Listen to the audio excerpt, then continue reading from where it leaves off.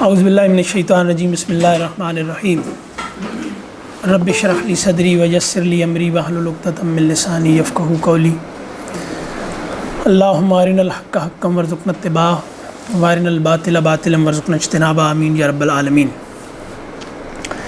یہ جو آخری دعا ہے اس کا ترجمہ یہ ہے کہ یا اللہ ہمیں حق کو حق دکھا اور اس پر عمل کی توفیق دے، اور باطل کو باطل ہی دکھا اور اس سے بچنے کی، کیونکہ دجل کا مطلب ہی یہ ہوتا ہے دجل کا کہ اس میں چیزیں مشتبہ ہو جاتی ہیں، مطلب آپ کو حق و باطل میں تمیز نہیں رہتی۔ تو اس لیے یہ آج کے زمانے میں یہ دعا خود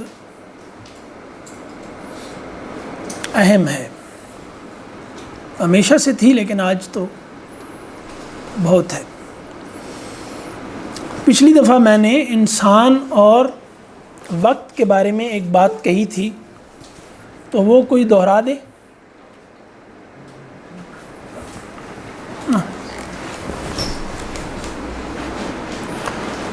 یار آپ ادھر آئیں قریب میرے۔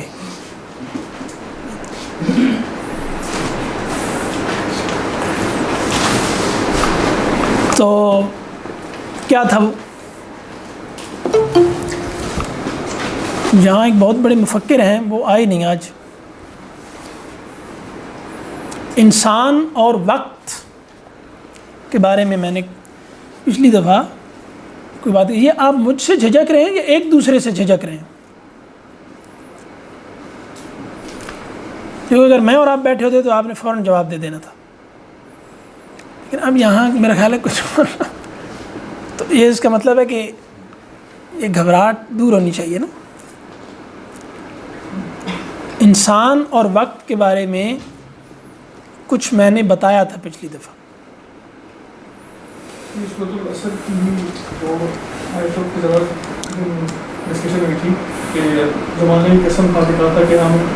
جب بھی انسان آتا ہے تو اس کا لنک ہوتا ہے زمانے سے، وہ وقت ہی بیسیکلی گزارا ہوتا ہے، اور وہ وقت جیسا گزارا ہوتا ہے یا تو وہ اس کو تباہی کی طرف لے کے جاتا ہے، یعنی وہ وہی دنیاوی چیزوں میں جو ہم مغربی نظام کو ڈسکس کرتے ہیں اس سے انسپائر ہو کے ان کی راہ پہ چلنا شروع کر دیتا ہے، اور اس سے جو دینی آپ بتایا تھا ذمہ داریاں ہوتی ہیں جو اس کو پڑھنا چاہیے وہ چیزیں نہیں پتہ لگتی ہیں اس کو۔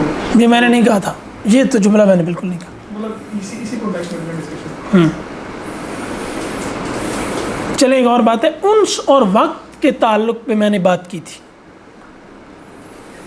آپ نے کہا تھا کہ باہر کی دنیا میں ایک وقت انسان کو دیا گیا جبکہ اندر اس کے انس کا نظام ہے۔ باہر ایک اس کے ہاتھ سے ایک اس کے احوال ہیں اور ایک اس کے حالات ہیں۔ وقت دیا گیا کہ وہ وقت بڑی اسپیڈ سے گزر رہا ہے، اور اندر اس کے ایک انس کا نظام ہے کہ وہ کس طرح اسی وقت میں وہ سب سے متعلق ہوتا ہے، وہ اسی وقت میں اشیاء سے متعلق ہوتا ہے، وہ اسی وقت میں اپنے جیسے انسانوں سے متعلق ہوتا ہے، وہ اسی وقت میں کائنات سے متعلق ہوتا ہے، وہ اسی وقت میں خدا سے متعلق ہوتا ہے۔ تو وہ اپنا پرائم ٹائم یعنی قیمتی وقت، یعنی ایسا وقت جس کو جب وہ گزارنے لگتا ہے تو اسے گزرنے کا احساس بھی نہیں ہوتا، پرائم ٹائم وہ ہوتا ہے آدمی کا کہ جو جس میں جب وہ وقت جس وقت میں وہ ہو اس وقت وہ وقت اس کے لیے یعنی غیر زمانی ہو جائے، اس میں گزرنے کا احساس اس کو نہ رہے اور وہ پتہ ہی نہ چلے کہ اتنا وقت گزر گیا، وہ آپ کا پرائم ٹائم ہوتا ہے۔ تو یہ جس کو دیں گے اس سے آپ مانوس ہیں۔ آج ایمان کی چونکہ بحث ہے تو ایک مجھے ابھی تھوڑی دیر پہلے میں نے موئز صاحب سے پین لے کے وہ لکھا، اقبال کا ایک شعر مجھے یاد آیا کہ زبان سے کہہ بھی دیا لا الہ تو کیا حاصل۔ علم اقبال اور بات کر رہے ہیں، اس پہ ایک اور سوال بھی پیدا ہوتا ہے، وہ بھی میں ابھی عرض کروں گا۔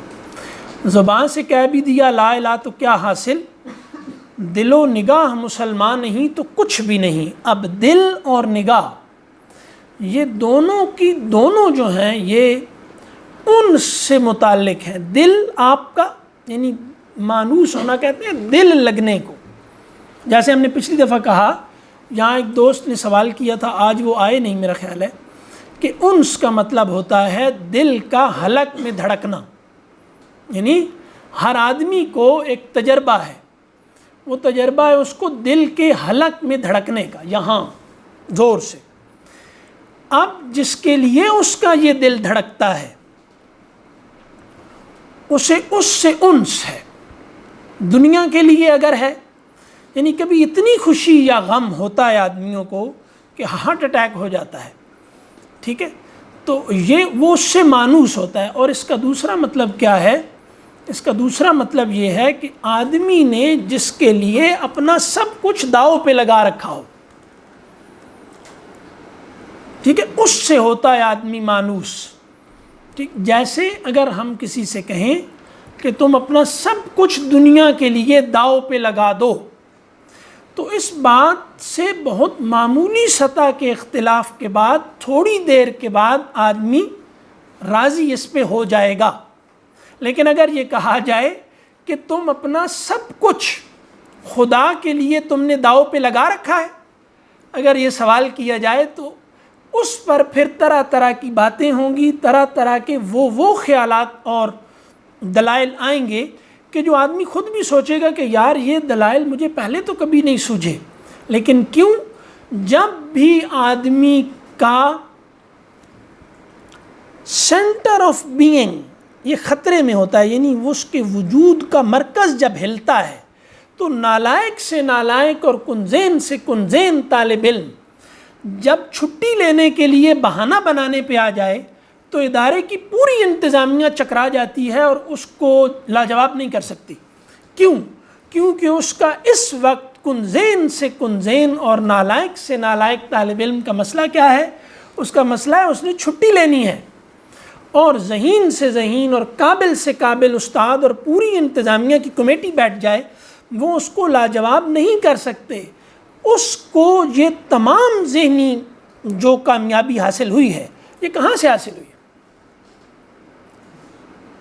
اس نے اپنا دل چھٹی میں لگا رکھا ہے. تو اس کو کیا وہ مانوس نہیں ہے تعلیم کے ساتھ، وہ مانوس ہے فارغ وقت اور وقت کے ضیاع کے ساتھ. تو اس کو اس کے طرح طرح کے دلائل سوجھتے رہتے ہیں. ان الانسان لفی والعصر اور ان الانسان لفی خسر. اس کا مطلب یہ ہے کہ پوری تاریخ انسانی اس کی گواہ ہے کہ انسانوں کا انس کا نظام بگڑ جاتا ہے. یعنی والعصر کا کیا مطلب ہے؟ نبی کیوں آتے ہیں؟ نبی صرف اگر کہا جائے انسانوں کے انس کے نظام کو ٹھیک کرنے آتے ہیں. یعنی وہ نبی اس لیے آتے ہیں کہ تمہارا حلق میں دل دھڑکنے کا تجربہ خدا سے متعلق ہو جائے، تمہاری راتوں کی نیند اڑانے کا جو تمہیں تجربہ ہے اس کی وجہ خدا بن جائے. تمہارے تمام، یعنی یہ کیا ہے؟ آدمی سب جانتے ہیں کہ وہ جذباتی وابستگی اس کی بھوک مٹا دیتی ہے. جذباتی وابستگی ہی یعنی انس، اس کی محبت، ٹھیک ہے، وہ اس کی بھوک بھی مٹا دیتی ہے اور نیند بھی اڑا دیتی ہے. اگر دین یہ کہتا ہے کہ انسانوں کو، انبیاء کی تاریخ یہ کہتی ہے، اور ان الانسان لفی خسر کا مطلب یہ ہے کہ انسانوں کی نیند اور بھوک یہ خدا کے علاوہ کے لیے جب ختم ہونا شروع ہوتی ہے تو اس وقت نبیوں کی یا الہامی ہدایت کی ضرورت ہوتی ہے. تو نبی کس لیے آتے ہیں؟ نبی آتے ہیں دل و نگاہ کو مسلمان کرنے کے لیے. اور اس وقت آج کی دنیا میں مسلم تہذیب یا مذہبی جو طبقات ہیں اور غیر مذہبی، ان دونوں کا جھگڑا اگر کسی میدان میں ہے تو وہ ہے آنکھ اور دل کی ڈومین. ٹھیک ہے، پورے کا پورا. تو انہوں نے جیسے پچھلی دفعہ بات آئی کہ آپ جس طرف کشش سے دیکھتے ہیں آپ آخر کار ویسے بن جاتے ہیں، کیونکہ انسان عقل سے نہیں بنتا، انسان خواہش سے بنتا ہے.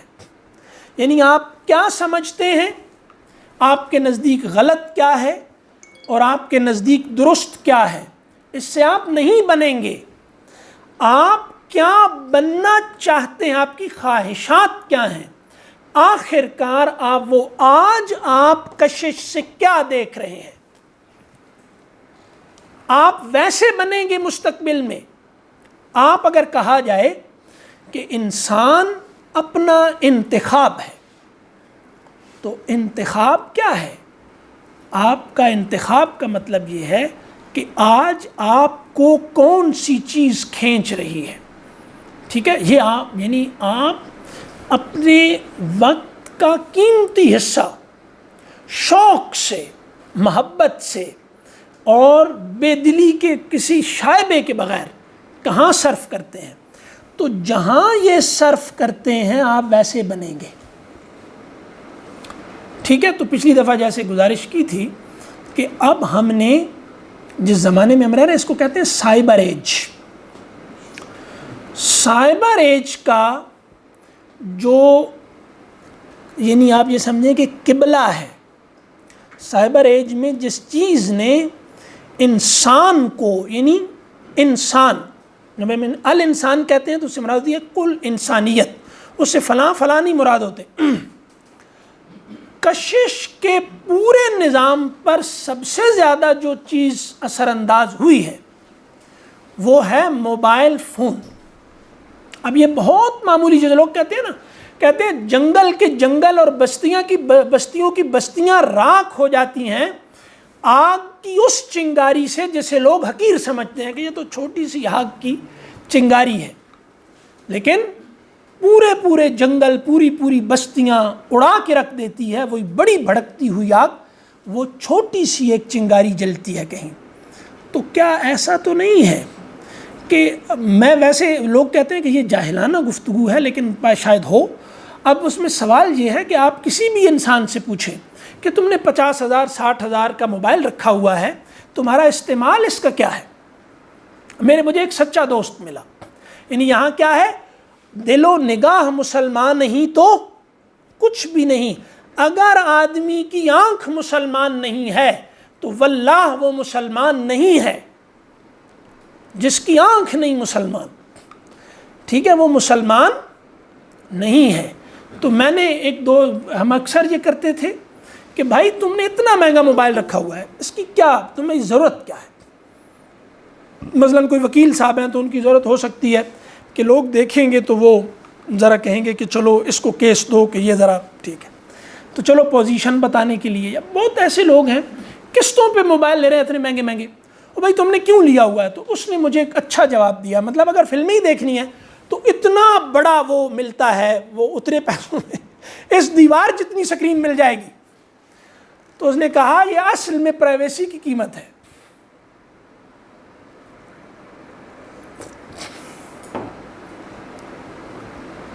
تو انسان کے دل کو، یعنی مومن، جیسے ہم نے عرض کیا پچھلی دفعہ کہ انس کا نظام آپ کا سب سے زیادہ متحرک ہوتا ہے آپ کی تنہائی میں. آپ مجھے بتائیے کہ جس کو کہتے ہیں ایک جدید اصطلاح ہے کمپلسیو بیہیویئر، یہ سب سے زیادہ متعلق ہے موبائل سے. یعنی انسان، یعنی جس کو کہتے ہیں نا فورسلی ڈریون اینیمل بن گیا ہے. یعنی اس کو جیسے وہ ہوتا تھا نا کہ پورا وہ کولو کا بیل ہے، وہ چاہے نہ چاہے اس نے موبائل دیکھنا ہے. تھوڑی دیر کے بعد پھر اس کو، یعنی وہ اس کے اندر ایک، جی طارق صاحب. السلام علیکم سر. جناب علی سر، ہم موبائل کی بات کر رہے ہیں، لیکن ایک بات ہے کہ یہ ٹیکنالوجی ہے جس وجہ سے آج میں آپ کے سامنے اتنی دور بیٹھا ہوا ہوں اور آپ کو سن رہا ہوں اور ان حماق سے سن رہا ہوں.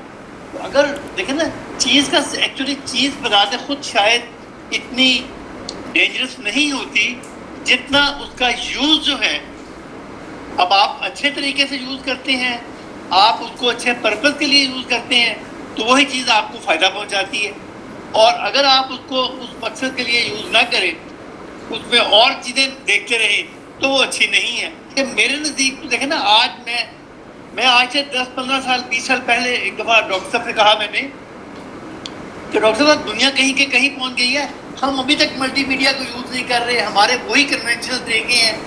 اور انہوں نے مجھ سے ایگری بھی کیا. تو مجھے تو اس وقت بہت خوشی ہوئی ہے کہ جی آپ نے آن لائن کا سلسلہ کیا اور بہت سے لوگ مستفید، کہاں کلاس روم میں 20 بندے آ سکتے ہیں، 30 آ سکتے ہیں، یا 100 بندے بھی آپ ایکوموڈیٹ کر سکتے ہیں. تو بس ایسے ہی میرے ذہن میں آیا، میں نے کہا آپ سے بات کروں.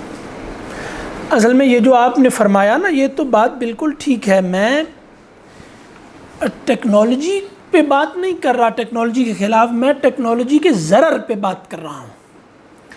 یعنی ایک چیز ہوتی ہے اس کی افادیت اور دوسرا ہوتا ہے اس کا ضرر. افادیت پہ تو قصیدے تو ہم نے ان چیزوں کے بہت پڑھے ہیں، لیکن ہمارے ہاں اس پر تنقید کا کوئی نظام پیدا نہیں ہو سکا. پچھلے عرصے میں آکسفورڈ میں غالباً یا کہیں کسی بڑے ادارے میں، وہاں پر زبان کے، میڈیا کے، سائیکالوجی کے بڑے لوگ جمع ہوئے، اور اس واقعے کو میرا خیال ہے کہ کوئی 2, 2.5, 3 سال 4 سال ہو گئے ہوں گے. انہوں نے ایک اصطلاح جو ہے وہ انٹروڈیوس کروائی جس کو وہ کہتے فبنگ. یہ فون اور سنب کو ملا کے انہوں نے بنایا اور بہت زیادہ اس پہ کام ہوا.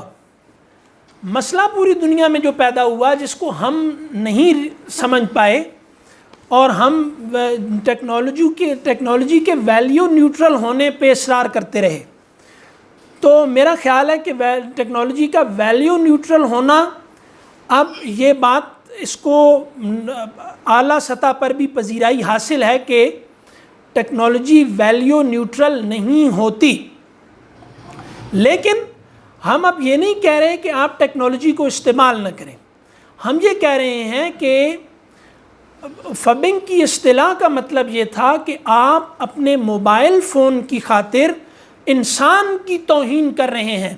میں آپ کے پاس بیٹھا ہوں، میں چل کر آپ کے پاس آیا، آپ میرے سامنے بیٹھے ہیں، اور مجھے کال آئی، میں نے آپ کی بات کاٹے بغیر میں نے اس کو چھوڑ دیا درمیان میں، اور میں نے کال اٹینڈ کرنی شروع کر دی. آپ نے میرے منہ پہ تھپڑ مارا ہے. یعنی عرض کرنے کا مطلب یہ ہے کہ یہ نہیں ہے. ہمارے دوست، میں تو ظاہر ہے کہ دیہاتی آدمی ہوں، لیکن میرے دوست بہت سارے باہر کی دنیا میں رہتے ہیں. انہوں نے ہمیں یہ بتایا ہے کہ کینیڈا میں آگے پیچھے کہیں بھی وہ یہ گھروں میں ٹوکریاں رکھی ہوئی ہیں کہ موبائل اس میں ڈال کے اندر جاؤ. ٹھیک ہے، لوگ اب اس پہ آ گئے ہیں کہ کچھ لوگ اگر بیٹھے ہیں، 4 دوست آپس میں بات کرو. یہ 4 لوگ بیٹھے ہیں، چاروں موبائل میں لگے ہیں. تو ماں باپ بیٹھے ہیں پاس، لوگ موبائل میں. ماں باپ کی توہین ہے. اکرام مسلم واجب ہے، اور اکرام مسلمان کی تکریم. آپ موبائل مسلمان کے سامنے کھول کے بیٹھے ہیں اور اس کو اگنور کر رہے ہیں. میں ان کی طرف بات دیکھ کے کرنا شروع کروں اور ان کی طرف دیکھوں ہی نہیں تو یہ برا مان جائیں گے. لیکن میں موبائل میں لگا ہوا ہوں، وہ بیٹھے ہیں میرے منہ کی طرف دیکھ رہے ہیں، ادھر دیکھ رہے ہیں، اور ان سے بات کر رہا ہوں. میں نے کال اٹھا کے بات کرنی شروع کر دی ہے. تو یہ اکرام مسلم کے خلاف ہے کہ نہیں؟ تو معاشرت کو، ماں باپ کے ساتھ تعلق کو، میاں بیوی کے ساتھ تعلق کو، بہن بھائیوں کے تعلق کو، بچوں اور والدین کے تعلق کو اس نے ہٹ کیا ہے. ہم کہہ رہے ہیں کہ کسی بھی چیز کو کوئی بھی مضبوط تہذیب تنقید کے بغیر قبول نہیں کرتی، سوائے بھکاریوں کے. بھکاری کے کشکول میں جو دل ہے ڈال دیں، وہ بغیر تنقید کے لے لے گا. ہم چونکہ نفسیاتی طور پر 1857 کے بعد سے لے کر خاص کر آج تک محض بھکاری ہیں. ہم کشکول بدست بھکاری ہیں. ہم نے اپنے ہاتھ میں ایک کشکول بنا رکھا ہے، وہ بھی مانگا ہوا، اور اس میں جو دل ہے جو ڈال لیں ہم سمجھتے ہیں کہ بہت اچھا کیا، اب ڈال دیا اس میں تو یہ ٹھیک ہے. ہم تنقید نہیں کر سکتے کیونکہ ہم نیچے والا ہاتھ ہیں، ہم بھکاری. میں اس دن عرض کیا کہ ہم نے مغرب کے اندر، مغرب سے بڑی فلسفے پر، مغرب کے اندر مغرب کی ٹیکنالوجی پر، مغرب کے اندر بڑے بڑے چیزوں پر تنقید موجود ہے. ہمارے ہاں کسی بھی چیز پر ادنا ترین درجے پہ کوئی تنقید پیدا نہیں ہوئی. اس کی وجہ یہ ہے کہ جیسے پچھلی دفعہ عرض کیا, جدید آدمی وہ ہوتا ہے جو اندر باہر سے مغرب نے بنایا ہے. وہ مذہبی آدمی ہو, اس نے داڑھی رکھی ہو, اس نے ٹخنوں سے پانچے اوپر کیے ہوں, وہ حافظ ہو قرآن کا, وہ جدید آدمی ہے. کیوں؟ وہ اندر باہر سے مغرب کا بنا ہوا ہے. اب میں چونکہ یہ ریکارڈنگ ہو رہی ہے اس لیے میں یہ نہیں ابھی بات کر سکتا کہ میکرون کو تھپڑ پڑنے پر جو لوگ خوش ہیں وہ یہ سمجھ نہیں رہے کہ یہ مذہب کو ہٹ ہوئی ہے, یہ اتھارٹی کو ہٹ ہوئی ہے. مذہب کا سب سے بڑا مسئلہ اتھارٹی ہے, اور مذہب کے اندر سب سے بڑی اتھارٹی خدا ہے, پھر نبی ہے, پھر ریاست ہے, استاد ہے, باپ ہے اور فرد ہے. ٹھیک ہے, لیکن ریاست کو کس طرح اڑایا, مذہب کو کس طرح اڑایا؟ ایک عام آدمی اتھارٹی کو تھپڑ پڑنے پہ خوش ہے وہ, لیکن کیونکہ اس نے چند دن پہلے ایک کام کیا اس بدبخت نے, تو سارے کے سارے جناب اس پہ بغلیں بجا رہے ہیں. لیکن یہ سمجھ نہیں رہے کہ یہ ہٹ کہاں سے ہوئے ہیں. مغرب نے چونکہ ہمیں بنایا ہے لہٰذا وہ یہ جانتا ہے کہ ہمارے کمزور پہلو کون سے ہیں, وہ ہمیں وہاں سے ہٹ کرتا ہے. اور ہم نے کوئی تنقید نہیں پیدا کی, ہم نے کوئی تنقید اپنے نظام میں, تو ٹیکنالوجی پہ کوئی تنقید نہیں ہو رہی, لیکن ٹیکنالوجی بت نہیں ہے. اس پہ تنقید, اس کا طریقہ استعمال, اس کو بنانے کے ضابطے مغرب بنا رہا ہے. میں نے عرض کیا کہ یہ فبنگ کی اصطلاح ہم نے نہیں بنائی. انہوں نے کیوں یہ بنائی, کیوں بیٹھے؟ انہوں نے اس لیے بنائی کہ اسمارٹ فون کے آنے کے بعد انسان نے انسان کو اگنور کرنا شروع کر دیا ہے. ٹھیک ہے, اور دو لوگ ایک دوسرے کے ساتھ بیٹھے ہیں لیکن ڈیٹیچ ہیں. تو میں اور آپ ایک جگہ بیٹھ کر اگر ڈیٹیچ ہیں تو ہم انسان نہیں رہے. انسان جیسے ہم نے کہا سب جانتے ہیں, انسان وہ ہوتا ہے جو ایموشنلی اٹیچ ہو سکتا ہے. اور یہ تمام جانوروں میں, اگر اس کو ڈارون کا جانور ہی مان لے, وہ جیسے اکبر نے کہا نا کہ ارتقاء پر بھی آدمی نہ ہوئے, یا الہی یہ کیسے بندر ہیں, تو چاہے آپ یہی کہہ لیں کہ یہ انسان بندر ہے, جانور ہے, بندر کی اولاد ہے. ڈارون سے کسی نے کہا ہاں اس میں کوئی حرج ہے. اب کہنے کا مطلب ہے کہ چاہے آپ اس کو جانور ہی لے لیں, تو جانوروں میں سب سے زیادہ مانوس ہو سکنے کی صلاحیت جو رکھتا ہے وہ انسان. تو اگر آپ انسان سے منقطع ہو گیا, درمیان میں موبائل فون آ گیا اور یہ انقطاع ہے, تو اس کو روکنا چاہیے, استعمال ضرور کریں. میں یہ جانتا ہوں, ظاہری بات ہے کہ جو آدمی یہ کہے کہ آپ تہذیب کے ارتقاء کو روک دیں, وہ بالکل اس طرح کہہ رہا ہے کہ وہ چلتی ٹرین کے سامنے آ کے کھڑا ہو گیا کہ میں اس کو روکوں گا. یہ نہیں ہو سکتا, کوئی بھی تہذیبی حرکت ریورس نہیں ہو سکتی. لہذا جو لوگ بیٹھے ہوتے ہیں نا, وہ کہہ رہے ہوتے ہیں یہ بھی چھوڑ دو, یہ بھی چھوڑ دو, موبائل بھی چھوڑ دو, ٹی وی بھی بند کر دو, یہ کر دو, وہ کر دو. وہ اس بات کو نہیں سمجھتے کہ تہذیب کسی بھی رخ پر اگر حرکت کر جائے وہ ریورس نہیں ہو سکتی. آپ نے کرنا کیا ہے, آپ نے وہاں پر اپنی اٹریکشن, پروڈکٹیوٹی اور ریلیونس پیدا کر کے دکھانی ہے. چونکہ تمام مسلمانوں نے وہ مغرب کے سامنے بھکاریوں والا ایک جو ہے اندر باہر سے رول وہ اپنا کردار اپنا رکھا ہے, لہٰذا یہ اس قابل نہیں ہو سکے کہ اپنے دماغ کو اس میں حرکت دیں کہ ہم اس تہذیبی ارتقاء میں اپنا متعلق ہونا کیسے ثابت کر سکتے ہیں. اس چیز میں بری طرح ناکام ہے. ریاست ان کے پاس نہیں رہی, معاشرہ ان کے پاس نہیں رہا. اس وقت سب سے بڑا جو مستشرق ہے ان کا, امریکیوں کا, جس نے اتنا پہلے مسلمانوں کو اٹھایا پھر لتاڑا, میں نام نہیں بتاؤں گا, مجھے یاد ہے ابھی بالکل, لیکن وہ یہ ہے کہ وہ یہ کیا کہتا ہے, وہ کہتا ہے کہ مسلمان ہمیں کیوں گالیاں دیتے ہیں. یہ اس لیے ہمیں گالیاں دیتے ہیں کہ یہ گھر میں ان کی کوئی نہیں مانتا, ہماری مانتے ہیں. جب ان کی کوئی نہیں مانتا تو یہ فرسٹریشن میں آ کے ہمیں گالیاں دیتے ہیں. کتنے لوگ ہیں جو اپنے آئیڈیلز پہ اپنے بچوں کو, یعنی دوستوں کو تعلیم دے رہے ہیں, تبلیغ کر رہے ہیں, دوستوں کو دین سکھا رہے ہیں, دوستوں کو دین, بچوں کو کیوں نہیں لاتے, اپنی اولاد کو کیوں نہیں لاتے, نہیں لائیں گے. ٹھیک ہے, اور قبل کس کو لائیں گے, دوستوں کو, دوسرے لوگوں کو, ان کو.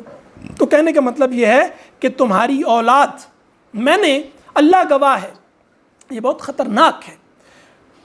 پچھلے دنوں ہم ایک سفر میں تھے, موٹر وے پہ ہم ایک جگہ رکے, تو وہاں پر ہم بیٹھے تھے, تو والد صاحب اتنی بڑی داڑھی ان کی، اور یہ بہت سارے اور بھی تجربات ہیں، لیکن اتنی بڑی داڑھی انہوں نے رکھی ہوئی، اور یعنی وہ اپنی طرف سے یعنی کوئی شرعی حلیہ خاص نہیں ہوتا نا، میں اس کو مانتا ہوں، لیکن مجھے لگتا تھا کہ وہ اپنے خیال میں اس کو شرعی حلیہ سمجھ کے اپنائے ہوئے اور وہ مسجد کی طرف جا رہے ہیں۔ پیچھے سے بچہ آیا، اچھا 12-13 سال کا بچہ، اس نے والد صاحب سے کہا کہ ابو آپ کدھر جا رہے ہیں؟ وہ سامنے مسجد نظر آ رہی تھی اس کو۔ بچے نے پوچھا کہ آپ ابو کدھر جا رہے ہیں؟ تو انہوں نے کہا بچے بیٹا میں نماز پڑھنے جا رہا ہوں۔ تو انہوں نے کہا بابا جلدی آئیے گا۔ پھر ہم نے وہ ایک پارک سا تھا، پتہ نہیں کیا وہ کوئی جگہ تھی کھیلنے کی کہ کیا پتہ نہیں، ادھر وہ ہم نے ادھر جانا ہے۔ میرے سامنے باپ نے اس سے کہا کہ بیٹا آؤ نماز پڑھنے۔ صاف کہا 12-13 سال کے بچے نے کہ نہیں میں نہیں آؤں گا، چلا گیا۔ والد صاحب نے او بھائی 12-13 سال ایک بچہ تمہارے پاس رہا، ایک کلین سلیٹ، تم اس کو مسلمان نہیں کر سکے؟ تم کیا کرو گے؟ تم کون سے خدا کے خلیفہ بنو گے؟ تم کون سا خدا کا نظام قائم کرو گے؟ تم کیا کرو گے؟ وہ کہتے ہیں یہ مسلمان ان کے گھر میں ان کی بات کوئی نہیں مانتا، اور یہ اپنے گھر پر تو خلافت کا جھنڈا نہیں لگا سکتے، یہ کہتے ہیں وائٹ ہاؤس پہ لگانا ہے، یہ آسان۔ کیوں؟ کیونکہ ہمارے ایک استاد نے ایک دفعہ کہا کہ جہاد اکبر اور جہاد اصغر کا فرق کسی نے ان سے پوچھا، وہ میرے جیسا ہی کوئی تھا، اس نے نہ جہاد اصغر کرنا تھا نہ اکبر کرنا تھا، تو سوالات تو اس نے کرنے تھے، تو منہ سے آدمی نظر آ جاتا ہے سوال کرنے والا کہ وہ جہاد کی بات کر رہا ہے، ٹھیک ہے، اور ادھر چربی کی گلٹیاں ہیں منہ پر بنی ہوئی اس کی، تو مجھے بتائیے کہ کون سا اس نے جہاد کرنا ہے؟ وہ مجھے کہہ رہے ہیں کہ جناب وہ اچھا موٹاپا غیر شرعی ہے، مطلب یہ اس پہ پھر بات کریں گے کبھی، لیکن یہ چونکہ ضرورت ہے نا یہ بھی کہ مجھے یہ حق ہے کہ میں یہ کہوں۔ اچھا اب یہ ہے کہ وہ اور غیر مسنون ہے، ٹھیک ہے، اور اتنا کھانا جس سے آپ پہ چربی چڑھے حرام ہے، بسیار خوری حرام ہے۔ تو بہرحال اس پہ تو پھر بات کریں گے، یعنی ایسی بات بھی کرنی چاہیے نا جس سے آپ ٹکراؤ پر آئیں، اس سے ذرا ماحول اچھا رہتا ہے۔ تو بات میں کیا کر رہا تھا؟ ہاں، ان سے پوچھا کہ جہاد اصغر اور جہاد اکبر کا فرق کیا ہے حضرت؟ انہوں نے پہلے اس کی طرف دیکھا اور پھر اس کے بعد کہا کہ بھائی جہاد اصغر اس کہتے ہیں کہ جو کرنے کی ضرورت نہ ہو، اور جہاد اکبر وہ ہوتا ہے جو کیا نہ جا سکے، ٹھیک ہے، یعنی جہاد اکبر کون سا ہوتا ہے جو کیا نہ جا سکے، اور جہاد اصغر وہ ہوتا ہے جو کرنے کی، چھوٹا جہاد ہے وہ کیا ضرورت ہے اس کو، کوئی ضرورت نہیں، جہاد اصغر وہ جو کرنے کی، جہاد اکبر کون سا ہے جو کیا نہ جا سکے، بس فارغ، یہ جہاد اصغر اور جہاد اکبر کا فرق ہے، ٹھیک ہے۔ تو اب کیا کر رہے ہیں؟ اولاد تمہاری کا پورا، تمہاری اولاد انسان کون ہے؟ قرآن صرف اس کو انسان کہتا ہے، ورنہ وہ مردار ہے، جس کا دل خدا کی محبت اور خوف سے دھڑکتا ہے، جس کا رونا، جس کا ہنسنے کا سبب اللہ ہو، وہ زندہ ہے، ٹھیک ہے۔ تو اب مجھے بتائیے کہ کیا اس وقت مسلمان، یہ چھوٹی باتیں، اب اہل علم میں کیا ہو گیا؟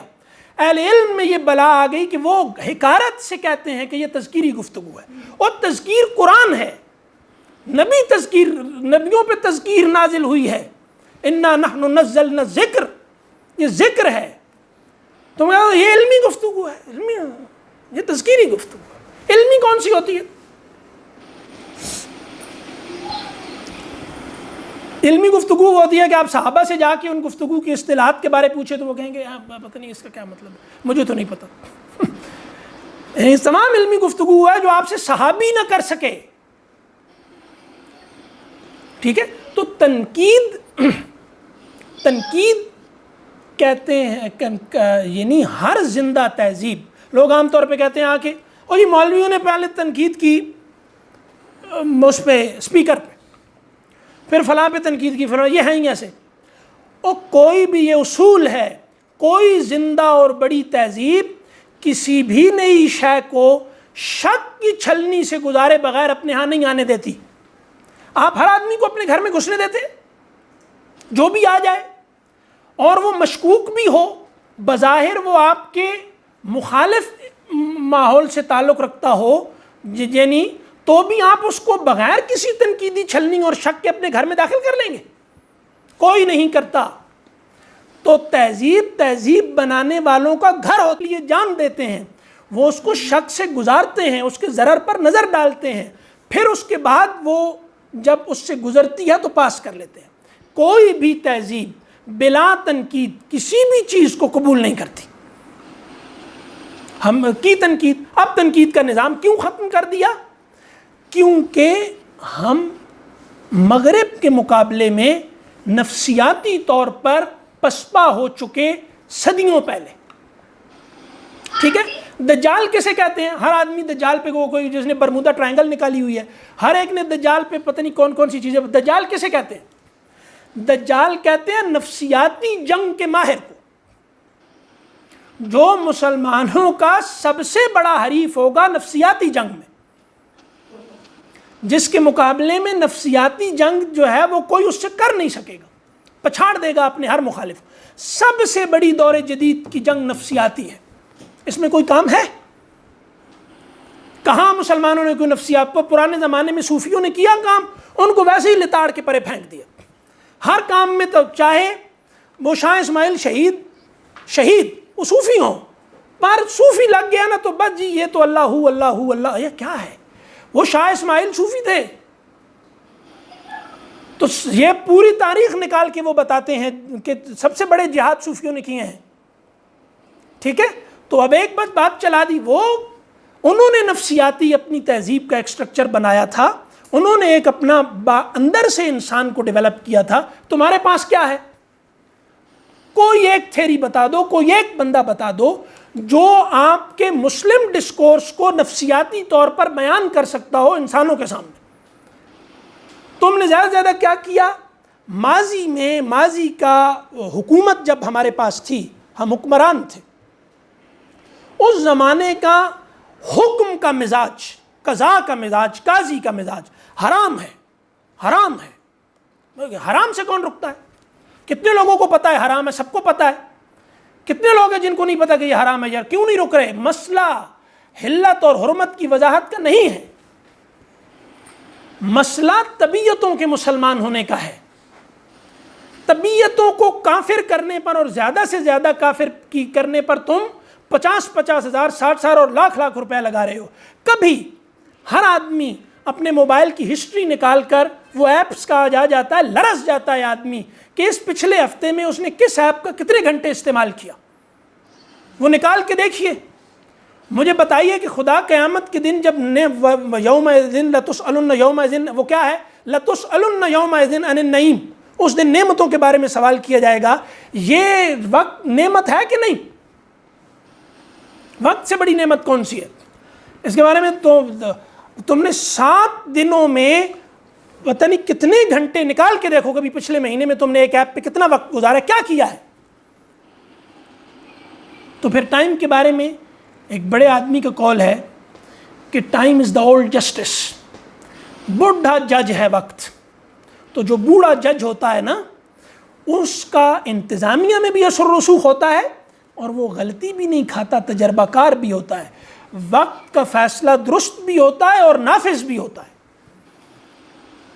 مسلمانوں پر وہ وقت کا فیصلہ نافذ ہو چکا ہے, اور جب تک یہ اپنی مکار ضد نہیں چھوڑیں گے, سب کو پتہ ہے کہ ہم غلط کر رہے ہیں, لیکن ایک جان بوجھ کے کیا کریں سمجھ نہیں آ رہی, پتہ نہیں لگ رہا, کیا تمہیں نہیں پتہ لگ رہا, اتنے بھولے ہو.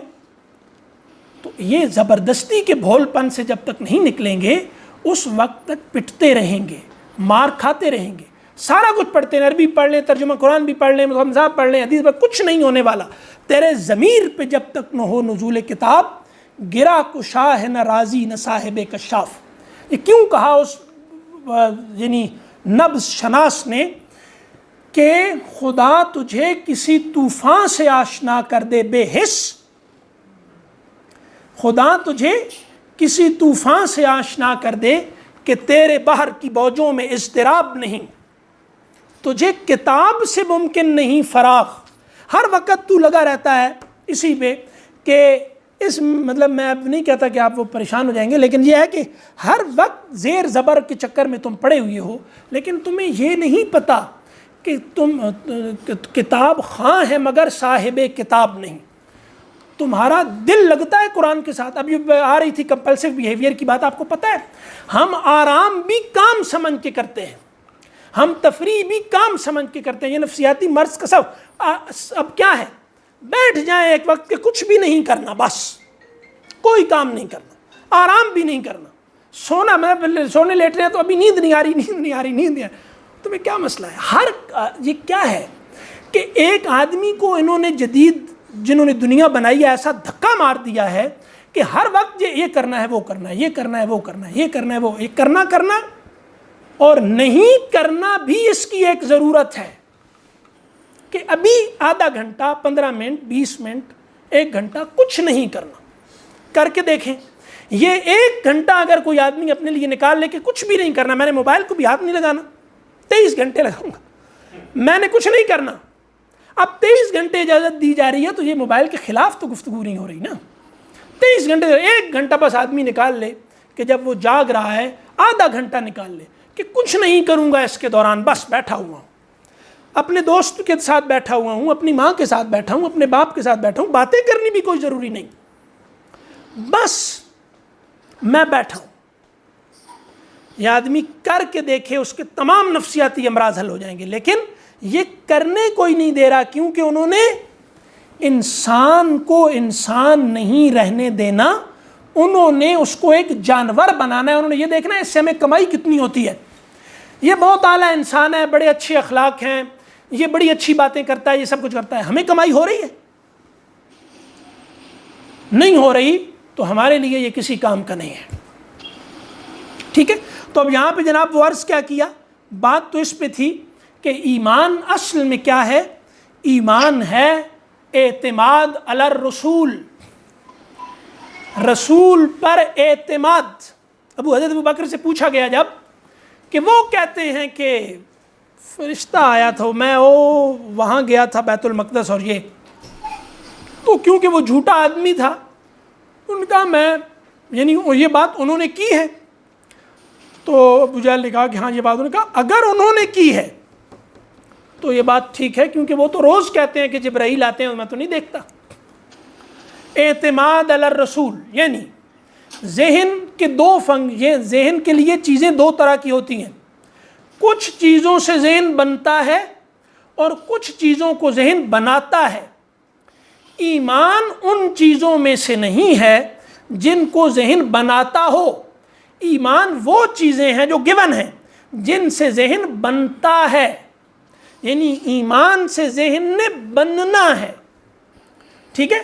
لہٰذا اصولی طور پر ایمان پر کوئی عقلی سوال نہیں اٹھایا جا سکتا, کیونکہ ایمان عقل کو تخلیق کرتا ہے. تو اگر عقل کسی چیز سے تخلیق ہوئی ہے تو عقل کے پاس کوئی ایسا ٹول ابھی تک دریافت نہیں ہوا کہ جن چیزوں سے وہ بنی ہے ان پر تنقید کر سکے. عقل جس شے سے بنتی ہے, یعنی تنقید کا جو نظام عقل لیتی ہے اور اس کی بنیاد پر دیگر چیزوں پہ تنقید کرتی ہے, عقل تنقید کے اس نظام پر تنقید نہیں کر سکتی.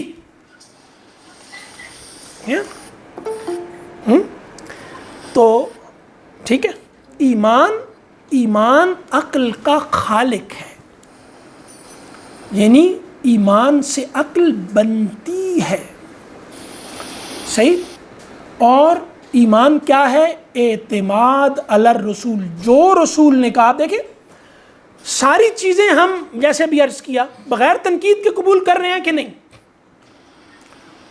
تو اس کا مطلب یہ ہوا کہ اور ہم بنے بھی ہوئے ہیں بہت کچھ. اس کا مطلب یہ ہے نا کہ آدمی بغیر تنقید کے چیزوں کو قبول کر کے بھی بنتا ہے. پورے کے پورے مغرب پر ہم نے ایک تنقید نہیں کی آج تک. کوئی تنقید ہمارے ہاں موجود نہیں ہے, ان پر کوئی ہے تو بتا دیں. انہی سے لیا ہوا ہے سب کچھ, اور ان کے اندر ہاں بہت بڑے بڑے نظام موجود ہیں. اب مجھے آپ بتائیے کہ ہم نے ان سے سب کچھ لے کے ایز اٹ از بنے نا کچھ, یہ خدا اور رسول سے لینا ہے. ٹھیک ہے. تو جب نبی کی بات آتی ہے تو ہماری عقل متارے، اس کی ایک وجہ ہے کیونکہ یہ بات آتی ہے مولوی سے، اور مولوی صاحب کو ہم نے سمجھ لیا ہے کہ ان کا دماغ چھوٹا ہے. ٹھیک ہے، اس وجہ سے ہم اس بات پہ تنقید کرتے ہیں، اور جن سے ہم نے لیا ہے سب کچھ انہوں نے پوری دنیا بنا کے ہم کو دکھا دیا، پورا کشش کا اور ہیبت کا نظام کھڑا کر کے دکھا دیا ہے. یعنی وہ ہیبت ناک بھی بہت ہیں اور وہ پرکشش بھی بہت ہیں. یعنی کوئی مغرب کا بڑے سے بڑا جو تنقید نگار ہے نا، وہ پی سی ہوٹل میں جائے گا تو کعبہ سے زیادہ مؤدب ہو کے جائے گا. یہ ہے ان کی حکومت نفسیات پر. ٹھیک ہے، تو ایک آدمی کعبہ میں تو الٹی سیدھی حرکتیں کرنے کا سوچ سکتا ہے اور اس میں ایزی ہوتا ہے، لیکن جب وہ بڑے بڑے ان ہوٹلوں میں 5 اسٹار میں جاتا ہے تو گھبرایا ہوا ہوتا ہے. یہ گھبراہٹ جو اس پہ آتی ہے، یہ گھبراہٹ کس کا دباؤ ہے؟ جنہوں نے یہ تہذیب بنائی ہے. تو انہوں نے کشش کا اور ہیبت کا نظام کھڑا کر کے دے دیا اور ہم اس کے سامنے بالکل پیسو ہیں. یہ پیسیوٹی صرف شفٹ کرنی ہے اور وہ خدا اور رسول کی طرف لے کر جانی ہے، اور جو ہم ایکٹیو ہیں خدا اور رسول کی طرف، اس کو ایکٹیو کرنا ہے مغرب کی طرف. بس آسان سا فارمولہ ہے. ٹھیک ہے، جب کوئی حدیث کی اور قرآن کی بات آتی ہے تو اس پہ ہماری عقل متحرک ہو جاتی ہے. یہاں عقل کا کوئی کام ہی نہیں. یہاں حضرت ابراہیم نے پوچھا مردوں کو کیسے زندہ کرتا ہے خدا، تو ابراہیم سے اللہ نے کہا مانتے ہو یا نہیں؟ کہا مانتا ہوں. کہا آپ دیکھ لو، پہلے مانو گے، رسول سمجھانے نہیں آتے، رسول منوانے آتے ہیں. ماننے کے بعد پھر دین یہ کہتا ہے کہ، اور یہ صرف دین میں نہیں ہے. میں آپ سے ایک اور عرض کرتا ہوں، آپ سب کچھ سمجھتے زبان کی بنیاد پہ ہے نا، زبان کی بنیاد پہ سمجھتے ہیں. آپ یہ دیکھیے کہ جب آپ نے زبان سیکھی آپ سمجھتے تھے؟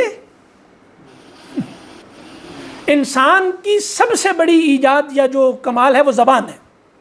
کل علم زبان میں ہے. آپ نے جب زبان سیکھی اور اس زبان کی بنیاد پہ پوری دنیا کو جانتے ہیں، تمام تعلقات خدا سے لے کر شے تک آپ زبان سے جو ہے وہ اس کو برج کیا ہوا ہے. یعنی میرے سبجیکٹ اور آپ کے سبجیکٹ میں ایک گیپ ہے. ہم اس کو برج کیسے کرتے ہیں؟ زبان سے کرتے ہیں. یہ سب کچھ آپ نے کیا ہوا ہے. تو یہ زبان جب آپ نے سیکھی، اتنی بڑی شے، کتنا سمجھتے تھے آپ اس کو؟ کچھ بھی نہیں سمجھتے تھے. تو انسان سمجھے بغیر سیکھتا ہے. لیکن جو آدمی اپنی عقل کو کس کی طرف ایکٹیو رکھ رہا ہے؟ دنیا کی طرف، خدا کی طرف نہیں. ہم نے کیا کیا ہوا ہے؟ عقل کو خدا کی طرف ایکٹیو کیا ہوا ہے، دنیا کے سامنے پیسے میں. تو اس کو شفٹ کرنا ہے. نبی اس شفٹ کیوں جی؟ دنیا کی ہر چیز کے بارے میں ہمیں دلیل یا انسٹرکشن چاہتے ہیں. دنیا کی ہر چیز کے بارے میں ہم نے مشکوک رہنا ہے کہ یہ ہمیں خدا سے دور تو نہیں کرے گی. دنیا کی ہر شے کو اس شک سے گزارنا ہے کہ یہ ہمیں خدا سے دور تو نہیں کرے گی، اور اگر وہ اس پہ پاس ہو جائے کہ نہیں کرے گی تو پھر قابل قبول ہے. ٹھیک ہے، لیکن ہم کیا کر رہے ہیں؟ ہم خدا کو دیکھ رہے ہیں کہ ہمیں کسی چیز سے دور تو نہیں کرے گا، اور خدا اگر ہمیں کسی چیز سے دور کرے تو ہم کہتے ہیں مولانا صاحب کچھ بتائیے گا ذرا اس کے بارے میں، شریعت کیا کہتی ہے. مولانا صاحب بھی اب کہہ دیتے ہیں کیا کریں. ٹھیک ہے، وہ جناب اتنے بڑے بڑے بزنس مین جناب آئے ہوتے ہیں اور کیوں جی اب وہ کہہ دیتے ہیں، وہ کیا کریں.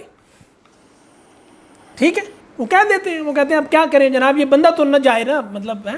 تو بعد میں اس کو دین کی تبلیغ کرتے رہیں گے. یار یہ باتیں اب میں آپ کو بتاؤں، یہ مسئلہ بن سکتا ہے، آپ پتہ نہیں کون سی باتیں مجھ سے کروا دیتے ہیں. لیکن کہنے کا مطلب یہ ہے کہ یہ ہو رہا ہے. خود حضور نے فرمایا نا، اگر مذہبی طبقات میں اور گڑبڑ نہ ہوتی تو اللہ کا دین ایسا ہے ہی نہیں. کہ وہ ایک بڑا اچھا شعر ہے وہ حافظ کا، میں نے ایک دفعہ کسی کو، حافظ کا نہیں وہ کس کا ہے، وہ خانہ شرع خراب است کے ارباب صلاح، ابو میرا خیال ہے اس کا وہ کیا ہے، ابو طالب مکی کا ہے، نہیں ابو طالب مکی کا کہاں سے آ گیا، وہ کیا ہے ایک وہ ہے نا شاعر بڑے، وہ شعر ہے کہ خانہ شرع خراب است کے ارباب صلاح، کہ پوری شریعت کا بیڑا غرق ہوا ہے. کیوں؟ کہ اصلاح کرنے والے جو ہیں در عمارت گریے گنبد دستار خدن، وہ اپنی دستار کے گنبد کی تعمیر میں مصروف ہے.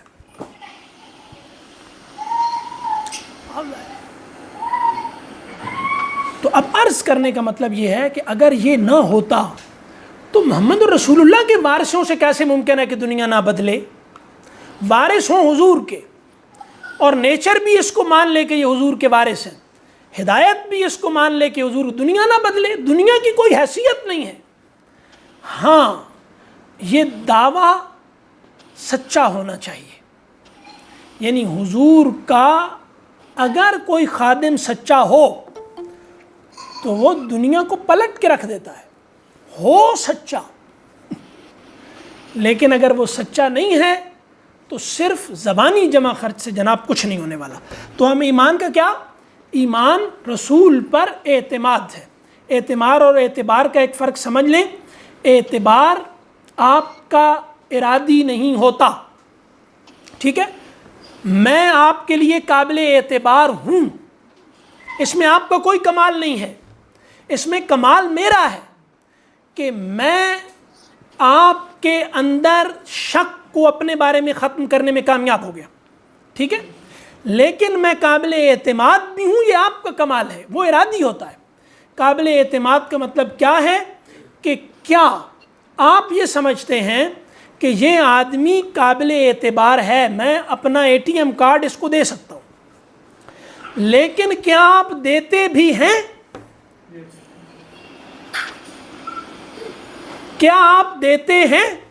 تو رسول قابل اعتبار ہے، وہ منافقین عرب کے لیے بھی ہے، وہ مشرکین عرب کے لیے بھی ہے، اور ابلیس کے لیے خدا بھی قابل اعتبار ہے. ابلیس کو ایمان بالقلب حاصل تھا، ہاں تھا کہ نہیں؟ ابلیس کا دل اللہ پہ ایمان اس کو دل سے تھا کہ نہیں؟ وہ سامنے تھا خدا کے، تھا حاصل. اس نے اپنے عمل کی بنیاد اس اعتبار کو نہیں بنایا.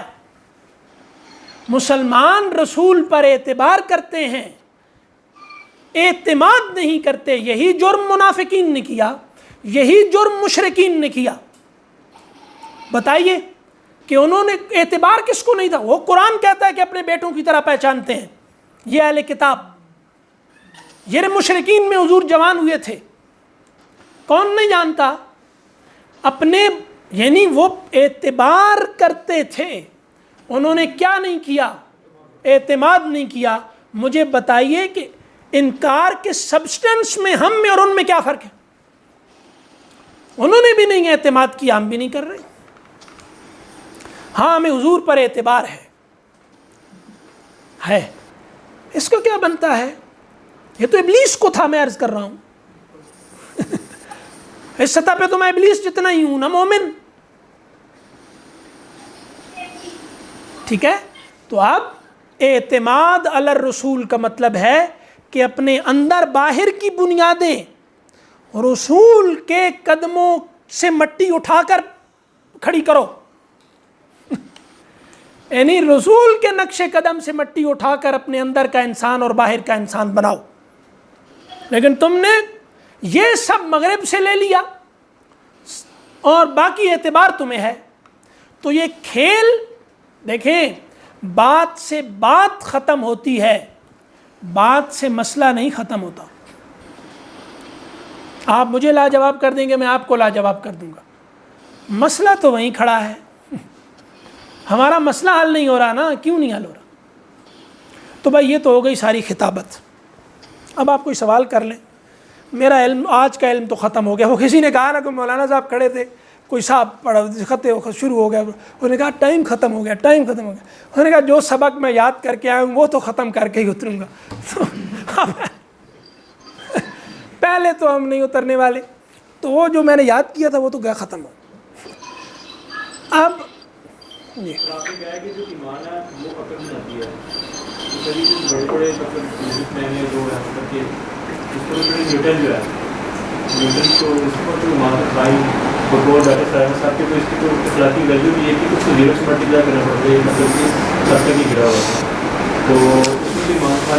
کس نے کس کے بارے میں؟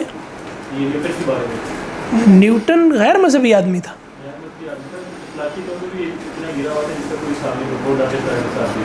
اچھا نہیں، اب آپ مجھے نا بلیک میل کر رہے ہیں، مطلب آپ نے ڈاکٹر صاحب کا نام لیا تو میں کچھ نہیں کہہ سکتا، اب میں کچھ نہیں کہہ سکتا، اب اگلی بات کریں، یہ تو ہو گئی ختم۔ اچھا یہ بات مجھے نہیں پتہ، یہ آپ مجھے بتا رہے ہیں، لیکن یہ کہ اچھا ٹھیک ہے، لیکن اب پھر تھوڑی دیر بعد وہی جملہ دہرائیں گے۔ اصل میں جس آدمی بات کو اون کرے نا اس کو خود اون کرنا چاہیے، مطلب ہم بھی ہر بات کا حوالہ دے سکتے ہیں کہ فلاں نے کہا، فلاں، یہ ہم کو یہ جو میں جو بولے جا رہا ہوں یہ کوئی میں نے ایجاد کیا ہے، جز استادوں سے لیا ہے، لیکن مسئلہ کیا ہے، اس نے کہا ہے، اس نے کہا ہے، اس نے کہا ہے، اس نے کہا ہے، تو بھائی بات ابھی میں کر رہا ہوں، آپ نے مجھ سے بات کرنی ہے، میں نے آپ سے، تو میں نے ڈیفینڈ کرنا ہے اس کو، ہم ایک دوسرے سے متعلق ہیں۔ اب کیا ہو گیا، آپ کو کوئی مسئلہ پیدا ہو گیا، میں کہا اچھا پھر آپ ان سے جا کے پوچھیں، تو کیا مطلب اس کو میں نے اون ہی نہیں پھر کیا؟ اگر میں نے کسی چیز کو اون کیا ہے تو اس کو جواب دینے کی ذمہ داری مجھ پہ ہے۔ تو اس لیے کبھی بھی کسی بات کو، کیونکہ آپ جب بڑے آدمی کا نام لیتے ہیں نا تو چھوٹے آدمی کا بیچارے کا دماغ بند ہو جاتا ہے، وہ اتنا ہی مطلب آپ ایک بات کریں گے کہ یہ جناب برٹرنڈ رسل تو خیر کو بڑا آدمی نہیں تھا، لیکن چلو ویسے بیچارہ مسکین، لیکن فرض کریں کہ آپ کہتے ہیں کہ یہ بات کسی بڑے آدمی کا نام لیں، ہاں مثلا یہ غزالی نے کہی ہے، تو میرا تو جناب اسی وقت بولتی بند ہو جائے گی نا، میں اب اس پہ کیا کہوں گا؟ تو ہاں مجھے ڈرائیں تو نہیں، یعنی دھمکیاں تو نہ دیں۔ اب اس کا مطلب یہ ہے کہ میں نے جو عرض کیا، ایمان کہتے ہیں مان لینے کو تنقید سے بالا ہو کر، یعنی میں اس پر تنقید نہیں کروں گا، ٹھیک ہے؟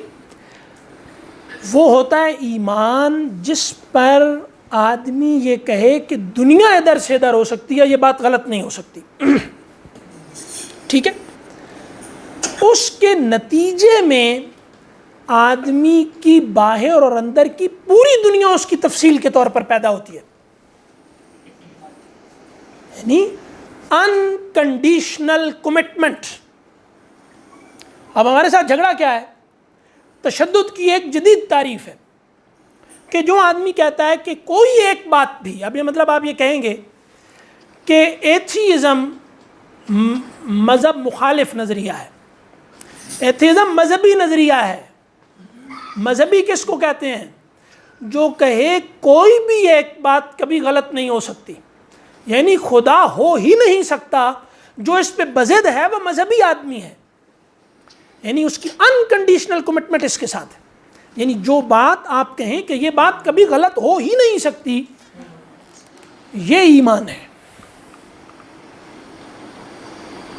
یہ آپ اس کی پوری تفصیل آپ کا ذہن بناتی ہے، آپ کے احساسات، آپ کے جذبات، آپ کے باہر کی دنیا کی پوری تفصیل، یہ سب اس سے بنتے ہیں، یہ ماحول سے آتی ہے، اس میں کیا مسئلہ ہے؟ لوگ کہتے ہیں کہ ہم ماحول سے مسلمان ہیں، جی تو کون سی بڑا بات ہے یہ ماحول سے مسلمان ہونا، کہ ساری دنیا ماحولی سے کافر ہے اور ماحولی سے مسلمان ہے، یہ جو اس وقت ماحول کافر سارے یہ دنیا پھر رہی ہے، یہ ماحول سے نہیں ہوئی؟ ان میں سے کس کو مطلب مذہب کے مخالف دلائل پتہ ہیں؟ ککھ نہیں پتہ، اتنے دماغ ہیں، رٹ کے میتھ کے فارمولوں کی طرح باتیں کرتے ہیں، اعتراض بھی رٹا ہوا ہے، اس کا جواب بھی رٹا ہوا ہے، سب رٹا ہوا ہے۔ میں نے اتنی جگہوں پہ تجربہ کیا کہ لوگ بڑے اکڑ کے اعتراض کرتے ہیں اور ان کو کہیں سے تھوڑا سا بدل کے جواب دے دو تو حواس باختہ ہو جاتے ہیں کہ وہ سنا ہی نہیں ہوتا کبھی۔ پھر پوچھتے رہتے ہیں جو تمہیں کہاں سے پتہ چلا؟ میں مجھے جہاں سے پتہ چلا، تمہیں کیا مسئلہ ہے؟ تم جو اتنے فن خواہ بن کے وہ کر رہے ہو تو تم نے سب کچھ رٹا ہوا ہے، سب باتیں، اعتراضات بھی رٹے ہوئے، جوابات بھی رٹے ہوئے، سب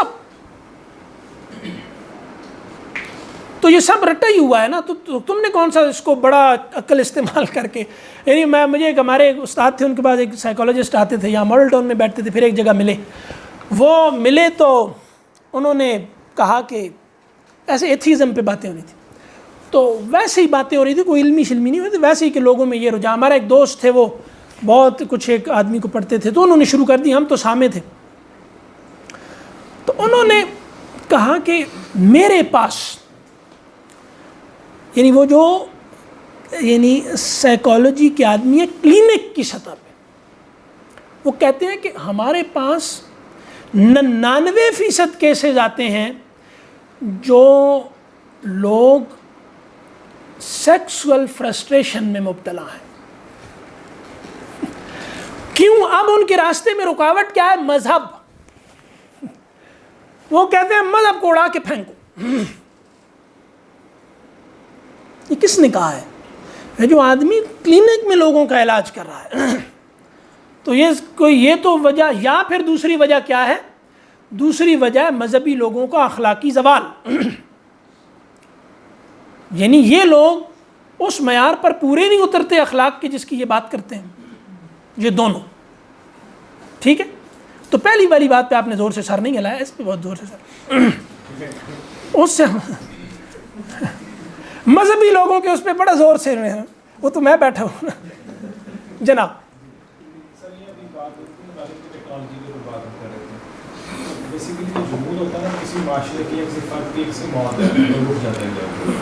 صحیح ہے، چاہیے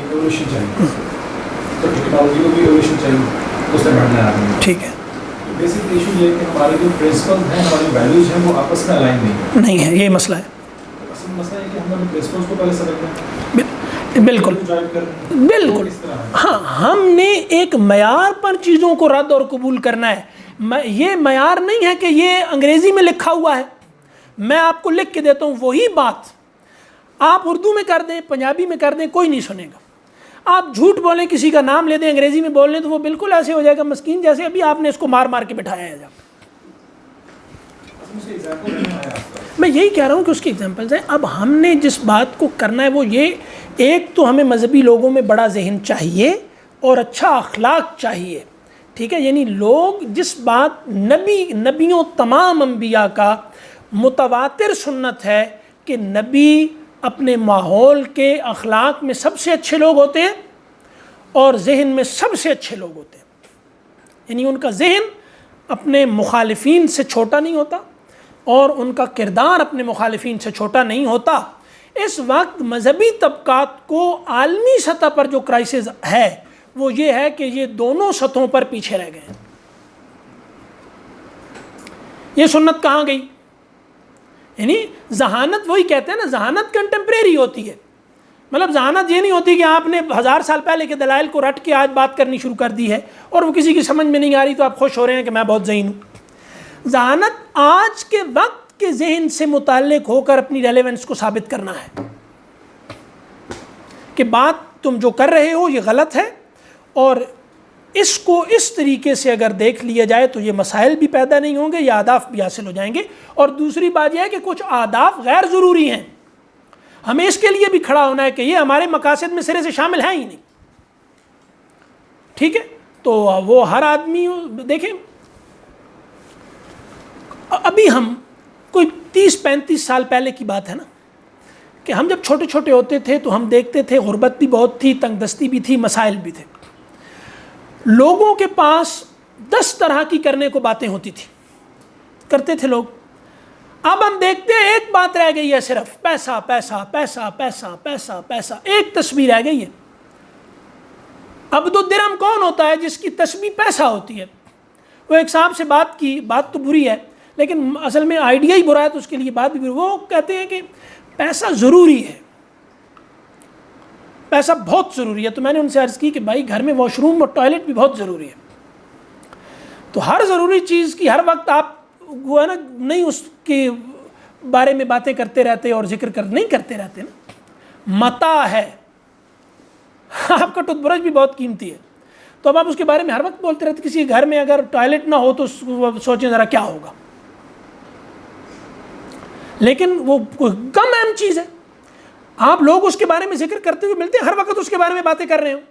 دولت بہت قیمتی چیز ہے لیکن یہ میری تمام توجہ کا مرکز بننے کے قابل نہیں ہے، ہر وقت کے ذکر کے قابل نہیں ہے.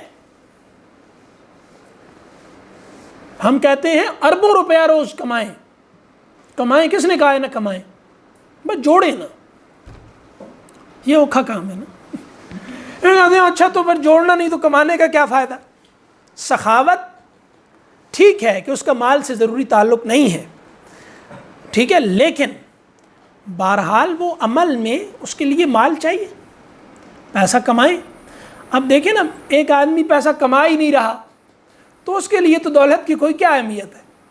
اب پتہ چلے گا، ہم نے دیکھا لوگ 60 لاکھ کی 50 لاکھ کی نوکریاں چھوڑ کے دین کی طرف آ جاتے ہیں۔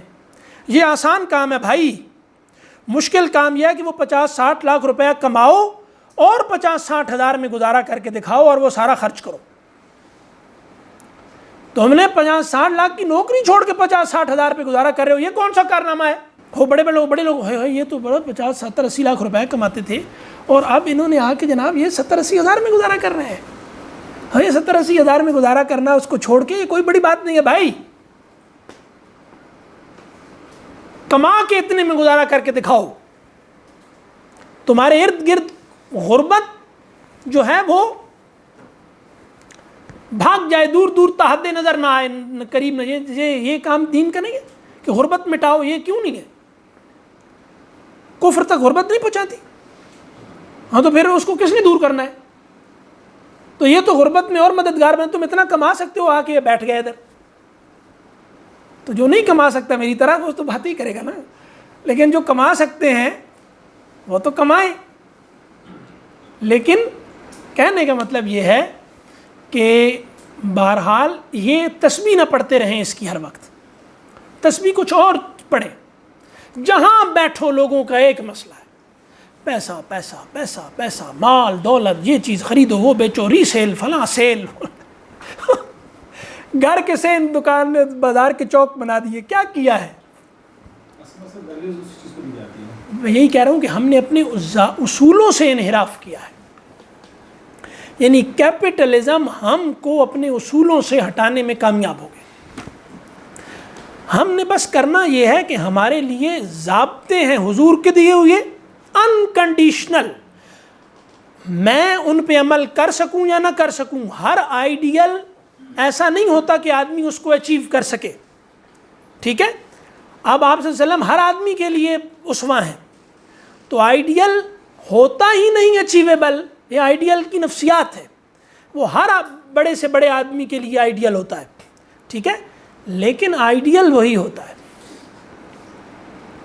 سخاوت آئیڈیل ہے، حیا آئیڈیل ہے، غیرت آئیڈیل ہے، ذوق عبادت آئیڈیل ہے، روزہ رکھنا سب سے بڑی قدر ہے، ٹھیک ہے؟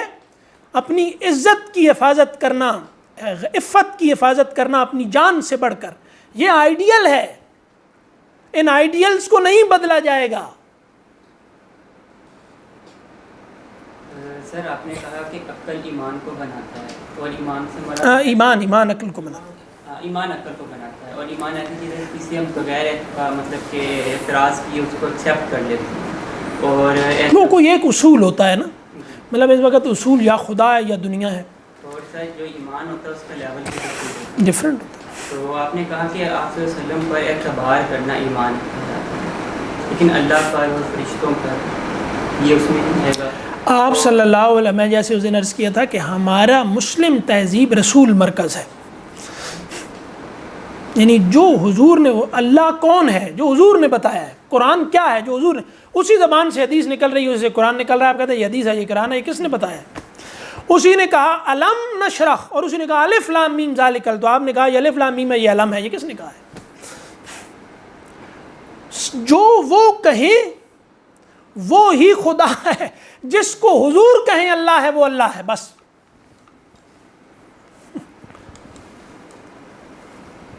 ہمارے لیے بات رسول سے جاتی ہے۔ جی میرا یہ سوال ہے کہ ہم نے، آپ کہتے ہیں جی مذہب سے نہیں لینا، مذہب سے کیا نہیں لینا، اور اگر نہیں لینا تو پھر کہاں سے لینا ہے؟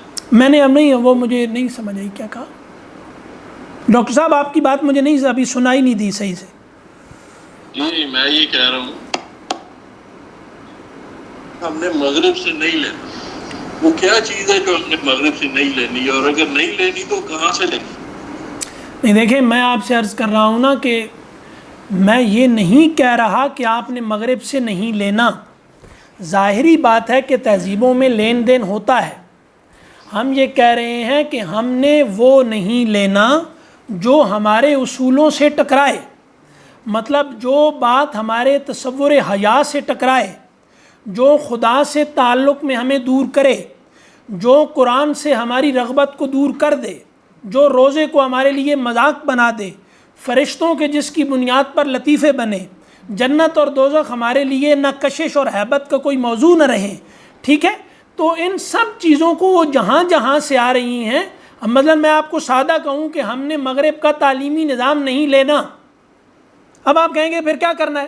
وہ پھر میں تو یہی کہہ رہا ہوں نا کہ نہیں لینا، اپنا بنانا ہے۔ اب میں تو اس دن بھی عرض کر رہا ہوں کہ میں اکیلا بیٹھ کے تو کچھ نہیں کر سکتا نا، یہ ڈاکٹر صاحب کریں گے۔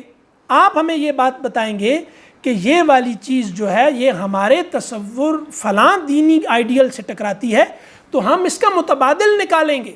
ہمارا تصور انسان اور مغرب کا تصور انسان مختلف ہے۔ مغرب کا تصور انسان یہ ہے کہ جو آدمی عقل کی آزاد فعلیت پر ایمان نہیں رکھتا وہ پسماندہ حیوان ہے، اور جو اس پر ہے کہ عقل سب سے بڑی اتھارٹی ہے، یہ مغرب کا تصور ہے، تصور انسان۔ ہمارا تصور انسان یہ ہے کہ یہ عبد ہے اور وہی اس کی عقل کو گورن کرتی ہے، اور اس نے حواس خمسہ سے باہر کی دنیا سے آنے والی ہدایت کو لے کر آگے چلنا ہے۔ اتنا بڑا فرق پڑ گیا، تو یہ فرق تصور انسان کا فرق معمولی نہیں ہوتا۔ ان کے نزدیک تصور دنیا یہ ہے کہ دنیا مخلوق نہیں ہے، یہ بگ بینگ فلاں ڈما سب کچھ دیکھ لیں۔ ہمارے نزدیک دنیا مخلوق ہے، ٹھیک ہے؟ ان کے نزدیک خدا ہے ہی کوئی نہیں، ہمارے نزدیک کائنات کی سب سے بڑی حقیقت ہے۔ اب یہ معیارات اگر آپ مغرب کے نظام تعلیم کے سامنے سرنڈر کیے جائیں گے تو آپ کی آنے والی نسلیں مسلمان نہیں رہیں گی۔ اس کا حل نکالنا ہے نا، کب تک لیٹے رہیں گے، ہم سوئے رہیں گے؟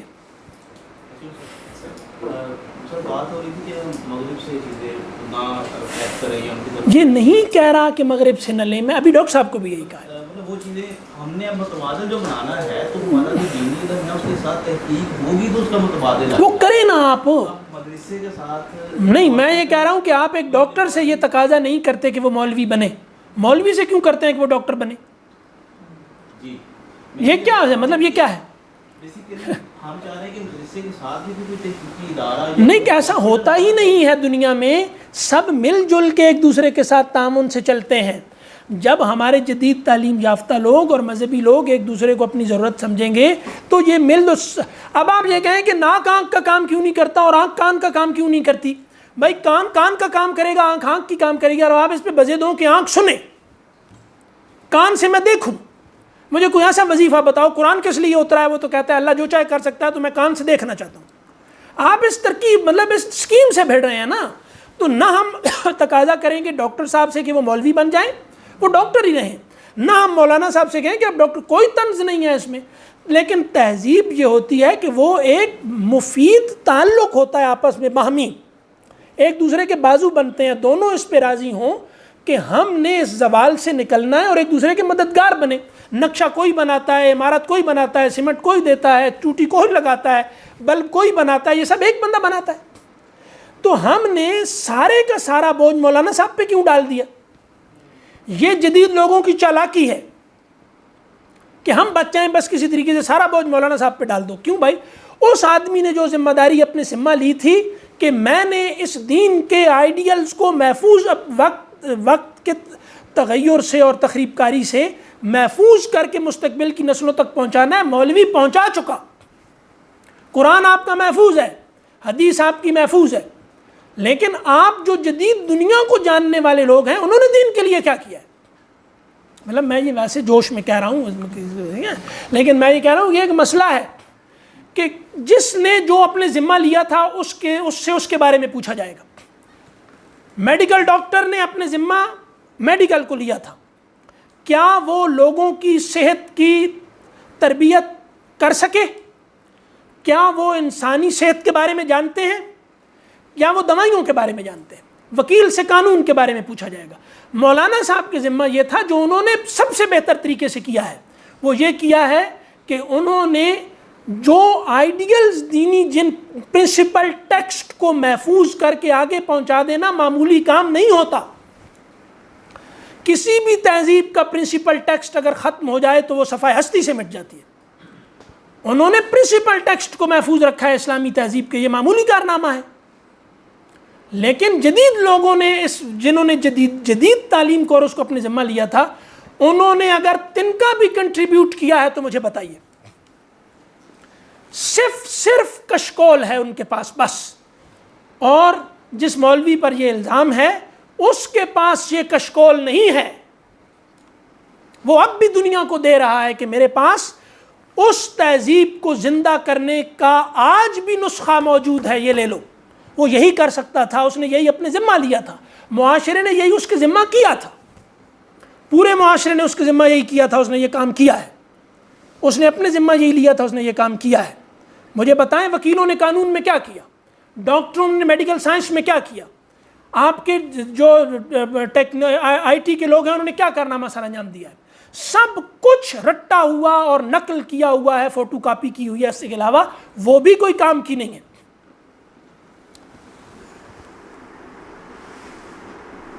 نہیں، میں یہ عرض کر رہا ہوں کہ بالکل ٹھیک ہے، دعوت دین مولوی کا کام نہیں ہے. ہم یہ عرض کر رہے ہیں کہ کچھ کام جیسے دیکھیں صحت کے متعلق صرف ڈاکٹر کا کام نہیں ہے کہ صحت، مطلب آپ کے سول انجینئر ہیں، آپ جس عمارت میں جائیں نہ وہاں ہوا ہے نہ روشنی ہے. یہ کیا کیا ہے انہوں نے؟ پورا بیڑا غرق کر دیا پورے جناب. جہاں 8 مہینے گرمی ہوتی ہے، چھت پہ پلاسٹک کی ٹینکیاں پڑی ہیں. اس قوم کی عقل تو یہیں سے نظر آ جائے گی. اب عرض کرنے کا مطلب یہ ہے کہ جیسے دین کا کام صرف تبلیغ کا کام صرف مولانا صاحب کا کام نہیں ہے، لیکن ہم یہ عرض کر رہے ہیں کہ معاشرے نے ان کو دیا تھا، انہوں نے بھی اس ذمہ داری کو قبول کیا. سب نے اپنی جو ذمہ داری قبول کی، اس میں سب سے زیادہ کامیاب اگر کوئی ہے تو وہ مولانا صاحب ہے. میں یہ کہہ رہا ہوں. باقی صحت کا خیال رکھنا صرف مولانا صاحب کا کام نہیں ہے، ٹھیک ہے. قانون کے معاملے میں خیال رکھنا صرف وکیل صاحب کا کام نہیں ہے. صحت کا صرف ڈاکٹر کا خیال نہیں ہوتا، سب انسانوں نے کرنا ہوتا ہے، پورا ایک زندہ معاشرہ ہوتا ہے. لیکن وہ ہمارے وکیل دوستوں نے لوگوں کی قانون کا کون سا فہم بڑھایا ہے؟ ہمارے ڈاکٹر حضرات نے صحت کا کون سا فہم بڑھایا ہے؟ بھائی دوائیاں زیادہ سے زیادہ بک رہی ہیں، لوگوں کو صحت کے حالات اچھے ہوتے تو دوائیاں زیادہ بکتی. پہلے سے زیادہ صحت کا بیڑا غرق ہو گیا، ٹھیک ہے. تو بڑی میڈیکل سائنس ترقی کر گئی ہے تو بندے کا تو بیڑا غرق کر دیا. صحت کے معاملے میں کتنا جانتے ہیں، عوام کو کتنی شعور بیدار کیا صحت کے معاملے میں، ڈاکٹروں نے کتنا کیا، وکیلوں نے قانون کے بارے میں کتنا کیا، ٹھیک ہے. تو یہ ہمارے جو سول انجینئرنگ کے لوگ ہیں انہوں نے مکانیت کے اور پورا یہ بہت بڑا نظام ہے، یہ کیا شعور بیدار کیا ہے؟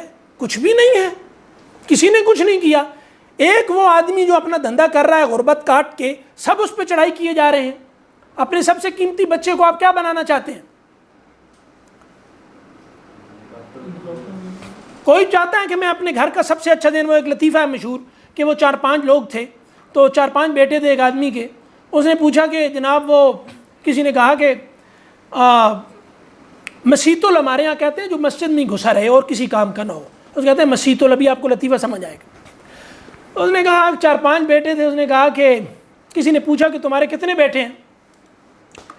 اس نے کہا 4 تھے، 5 4. تو ساتھ ایک بیٹھا تھا، اس نے کہا وہ 5واں بھی تو ہے. انہوں نے کہا وہ تو شودہ مسیت ال ہے، وہ تو بیچارہ مسجد ہی میں بیٹھ رہتا ہے. کوئی آدمی جو اپنا سب کچھ، میں نے کیا کہا، توکل کیا ہے، ایمان کیا ہے، اپنا سب کچھ داؤ پہ لگا دینا اللہ کے لیے. دنیا کے لیے لوگوں نے نہیں لگا رکھا، دنیا کے لیے سب کچھ داؤ پہ نہیں لگا رکھا. کتنے بڑے بڑے گھاٹے کھاتے ہیں، خدا کے لیے کون سا گھاٹا کھایا؟ تم نے دنیا کے لیے اتنے دھوکے کھائے، آج بتاؤ خدا کے لیے کھایا ہے کوئی دھوکا؟ تو جس کے لیے تم نے دھوکے کھائے ہیں تم اس کے بندے ہو. یہاں توکل کی بات آتے ہی سب کے جناب ہوش جگہ پہ آ جاتے ہیں. یہ کیسی جہالت والی بات ہے، توکل اس کو تھوڑا ہی کہتے ہیں. توکل کہتے ہیں بلکہ کیلکولیٹو رسک کو کہتے ہیں، یہ توکل ہوتا ہے. تم کیسے توکل؟ اور توکل کہتے ہیں اپنا سب کچھ کسی کے لیے داؤ پہ لگا دینے کو. دنیا کے لیے تم نے سب کچھ داؤ پہ لگانے کا تجربہ حاصل ہے. جب خدا اور رسول کا نام آتا ہے تمہیں ساری باتیں سمجھداری کی یاد آ جاتی ہیں.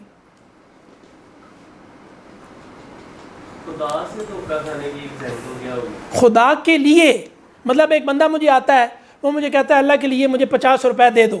میں اس کی 7 نسلیں کھنگالتا ہوں کہ یہ غریب ہے کہ امیر ہے، اور اس کے بعد اس کو 50 روپے نکال کے دیتا ہوں.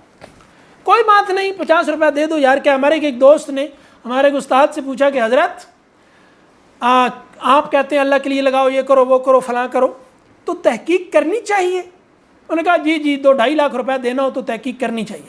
10 روپے تم نے دینے ہیں، تم اس کے سارے راز اور اس کے سارے سطر کھول کے دیکھو گے پہلے کہ یہ امیر ہے کہ غریب ہے، پھر اس کو 10 روپے نکال کے دو گے. تمہیں شرم نہیں آتی؟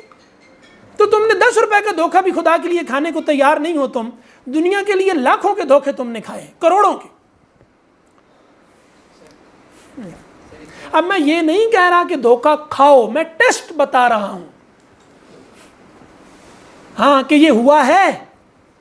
مجھے دنیا کے لیے لوگ دھوکہ ہر چوتھے دن دے جاتے ہیں، خدا کے لیے آج تک مجھے دھوکہ دینے میں کوئی کامیاب نہیں ہوا. تو اس کا کیا مطلب ہے؟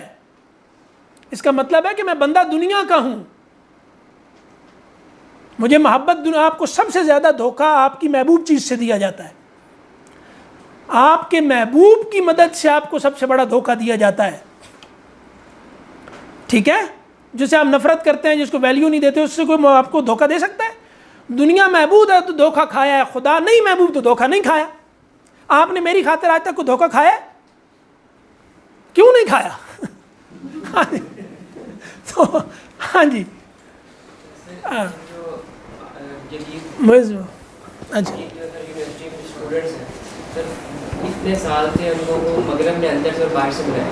اب سر وہ اگر اس طرح کرتے کیا بات بھی ہوگا کہ اب وہ اسلام کا تعاون کریں؟ کیا طریقہ؟ صرف ایک عرض کیا تھا، صرف ایک،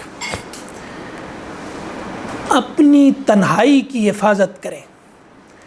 یہ دین فطرت ہے، یہ کوئی آئنسٹائن کی تھیری نہیں ہے. یہ اس میں بڑی کرامتیں ہیں. ایک کام کر لیں، تنہائی کی حفاظت کریں. اللہ کا دین ایسا نہیں ہے کہ اس کے لیے وہ کہتا ہے خدا کہ تم میرے لیے چل کے آؤ گے میں دوڑ کر آؤں گا، تم بالشت بھراؤ گے میں ہاتھ آؤں گا. تو مجھے بتائیے کہ وہ اللہ جو میرے لیے آسمان دنیا پہ آتا ہے روز رات کو، وہ جب آسمان دنیا پہ ہوتا ہے تو میں نیٹ میں پھنسا ہوا ہوتا ہوں، اور میں کہتا ہوں میں اب کیسے اللہ کا بندہ بنوں گا؟ میں اس سوال کا کیا جواب دوں؟ خدا آسمان دنیا پہ ہے اور پکار لگ رہی ہے ہر طرف، ہے کوئی مانگنے والا؟ تو میں موبائل میں گھسا ہوا ہوں، انٹرنیٹ پہ، لیپ ٹاپ پہ، اس پہ بیٹھا ہوا. میں لیپ ٹاپ اور موبائل کی معذلت توہین نہیں کر رہا، میں ان کا بہت ادب کرتا ہوں، مطلب سب سے زیادہ احتیاط سے انہیں اٹھاتا ہوں کہ کچھ نہ ہو جائے. ٹھیک ہے؟ لیکن عرض کرنے کا مطلب یہ ہے کہ اگر کوئی آدمی اپنی تنہائی کی حفاظت میں ناکام ہے تو وہ اللہ کا بندہ نہیں بن سکتا. یہ سیدھی بات ہے. کیوں جی؟ اچھا آپ کہہ رہے ہیں کہ جی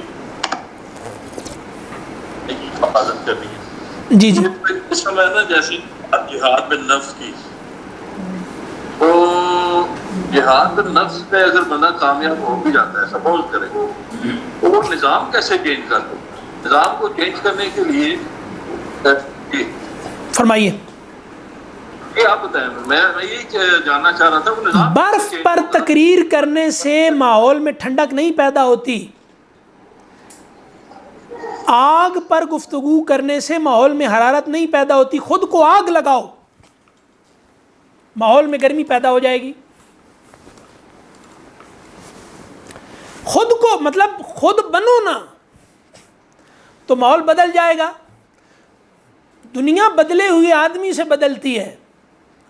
تو میں کہتا ہوں نہیں، میں تو اپنے آپ کو بچا کے رکھوں، باتیں کر لوں تو دیکھیں جی آپ کیوں نہیں، بات تو میں ٹھیک کر رہا ہوں نا. یہ کیا ہوتا ہے؟ بات تو میں ٹھیک کر رہا ہوں، کچھ بھی نہیں ہوتا. ہم کہتے ہیں دنیا بدلتی ہے بدلے ہوئے آدمی سے. میں اگر بدلنا نہیں چاہتا دنیا نہیں بدلے گی. مجھے آگ بننا پڑے گا ماحول میں حرارت پیدا کرنے کے لیے، مجھے برف بننا پڑے گا ماحول کو ٹھنڈا کرنے کے لیے. لیکن اگر میں آگ اور برف بننے پہ تیار نہیں ہوں اور میں کہتا ہوں کہ کہیں سے میں نیٹ سے اتار کے تقریر کر لوں برف اور آگ کی حق میں اور ماحول میں حرارت اور ٹھنڈ پیدا ہو جائے، بھائی یہ نہیں ہونے والا. دنیا میں انسان خلافت کی ذمہ داری تبھی ادا کر سکتا ہے جب وہ اپنے یعنی کہ ہمارا ترتیب کیا ہے؟ سب سے پہلے خود بدلے پھر ماحول کو بدلے، یہی ہے نا ترتیب. یہ آپ کی بات بالکل درست ہے کہ بندہ خود پہلے بدلے، لیکن یہ جو آپ بات کر رہے ہیں نا کہ آگ بن جانا، برف بن جانا، یہ معرفت کی باتیں ہیں. آپ ہمیں پریکٹیکلی بتائیں کہ وہ بندے کو کیا کرنا چاہیے ایسا کہ یہ اللہ کا نظام نافذ ہو جائے. میں آپ سے یہ عرض کر رہا ہوں کہ آدمی پہلے میں بالکل ٹھیک ہے، کونو ما صادقین، ایسے لوگوں میں رہیے جن کی زبردستی کو آپ خوشی سے قبول کر لیں. یہ ضروری ہے. اکیلی بھیڑ کو بھیڑیا کھا جاتا ہے.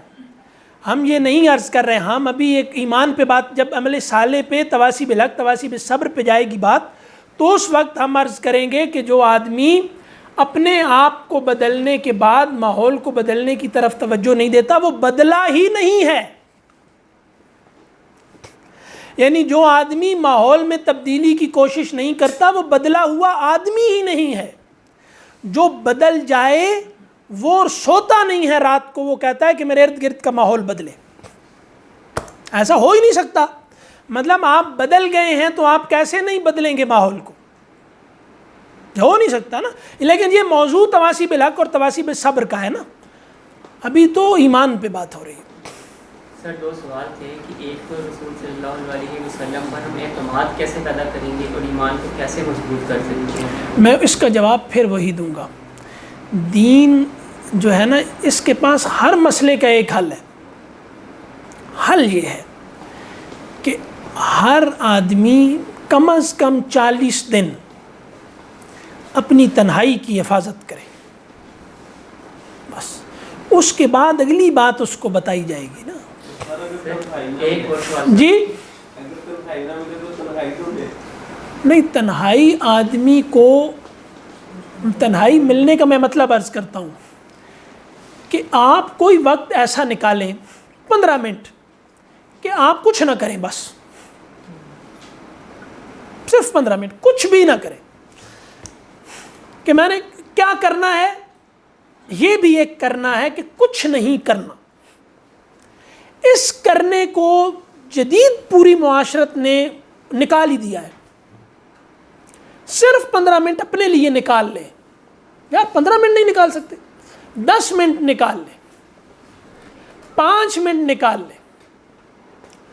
اور 5 منٹ بھی نہیں نکال سکتے تو ایک اور کام کر لیں. کوشش کریں کہ آپ کی آنکھ آپ کے ارادے کے کنٹرول میں ہو. اگر آپ کی آنکھ آپ کے ارادے کے کنٹرول میں نہیں ہے تو پھر جس کے ساتھ یہ ہے وہ انسان نہیں ہے، وہ حیوان ہے.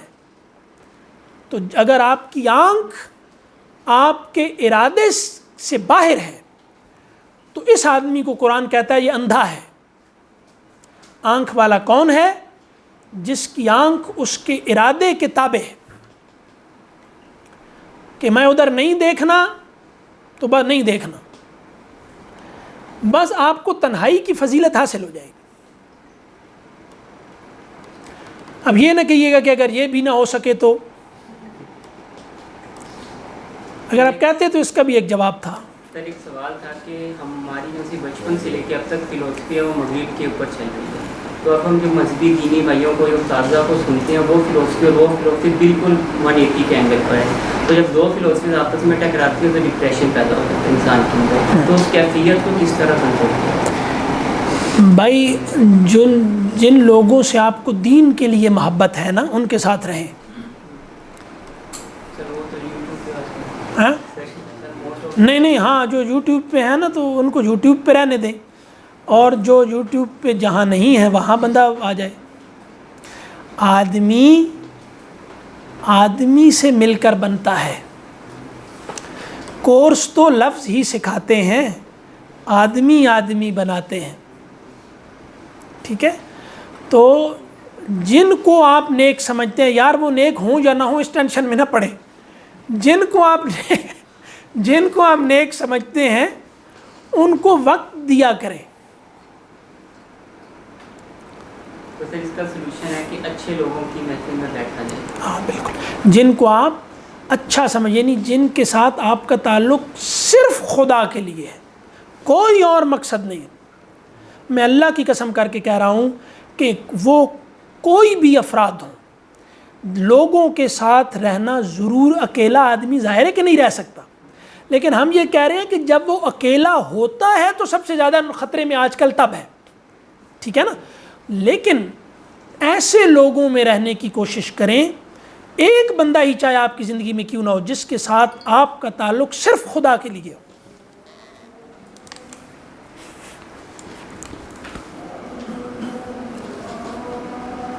ڈاکٹر صاحب یہ بات ٹھیک ہے؟ یہ درست فرما رہے ہیں آپ, بندہ نہیں نہ ملتا ہے ایسا کوئی. آپ کراچی میں ہیں نہیں تو میں تو جناب, کراچی میں ہے نا آپ؟ نہیں, میں گجرات میں ہوں. میں اب گجرات میں آتا ہوں کسی دن, مجھے تو بندہ مل گیا ہے, مجھے تو مل گیا. ڈاکٹر صاحب یہ تو نہ کہیے.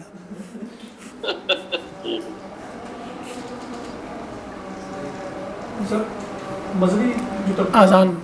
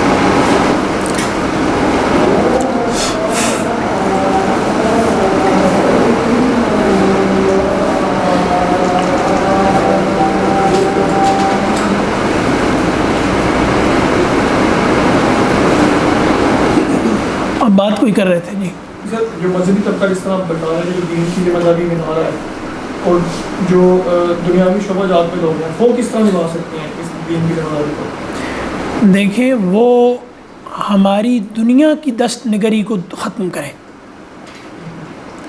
ہم دین کہیں سے نہیں لے رہے, مولانا صاحب سے لے رہے ہیں اور وہ ہمیں دے رہے ہیں. دنیا ہم کس سے لے رہے ہیں؟ تو جو دنیا جنہوں نے چیمپئن بنے ہوئے ہیں نا دنیا کے سنبھالنے کے, وہ ہماری دنیا کی محتاجی کفر سے ختم کریں, دنیا ہمیں چلا کے دکھائیں. یہ نہیں کہ ہم ان کے پاس جائیں تو وہ کہیں اچھا میں فرانس سے پوچھ کے آتا ہوں, یا میں جناب تم نے پڑھنے جانا ہے, تمہیں کتنے سال ہو گئے آزاد ہوئے ہو, کیا ہوا, کیا مکھی ماری ہے آج تک, جس کو بھیجنا ہے باہر بھیجو جی پڑھنے کے لیے, باہر بھیجو. اب یہ سارے جدید لوگ اپنے کام میں ناکام ہیں نا. ہم محتاج ہیں دنیا کے معاملے میں, انہوں نے ہمیں نکالا ہے اس میں سے, تو نالائق کون ہے؟ اس نظام سے جس میں ہم صاف ظاہر ہے کہ ہمیں دنیا کی محتاجی جن کی ہے وہ ہمیں تو نہیں نہ اٹھنے دیں گے. تو اس سے کس نے نکالنا ہے؟ جنہوں نے اس کی ذمہ داری اٹھائی ہوئی ہے. اس میں تیر مار کوئی نہیں رہے, بار بار مولانا صاحب کی طرف منہ. بھائی وہ بندہ ابھی آزان ہوئی ہے, یہ نہ ہوتے تو کون دیتا آزان؟ ابھی سارے دینی فضائل وہ کہہ رہے تھے نا کہ وہ بھی نہ ملے, آنکھ بھی نہ ہو. اللہ کی قسم کر کے کہہ رہا ہوں کہ اللہ اس بات پہ گواہ ہے کہ آپ صرف ایک کام کر لیں اپنی زندگی میں کہ آزان کی آواز آئے تو خاموش ہو جائیں.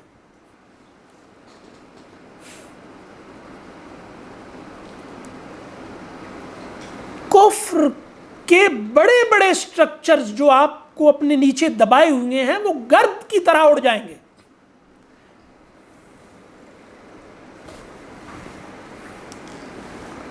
یہ آزان کوئی معمولی آواز ہے؟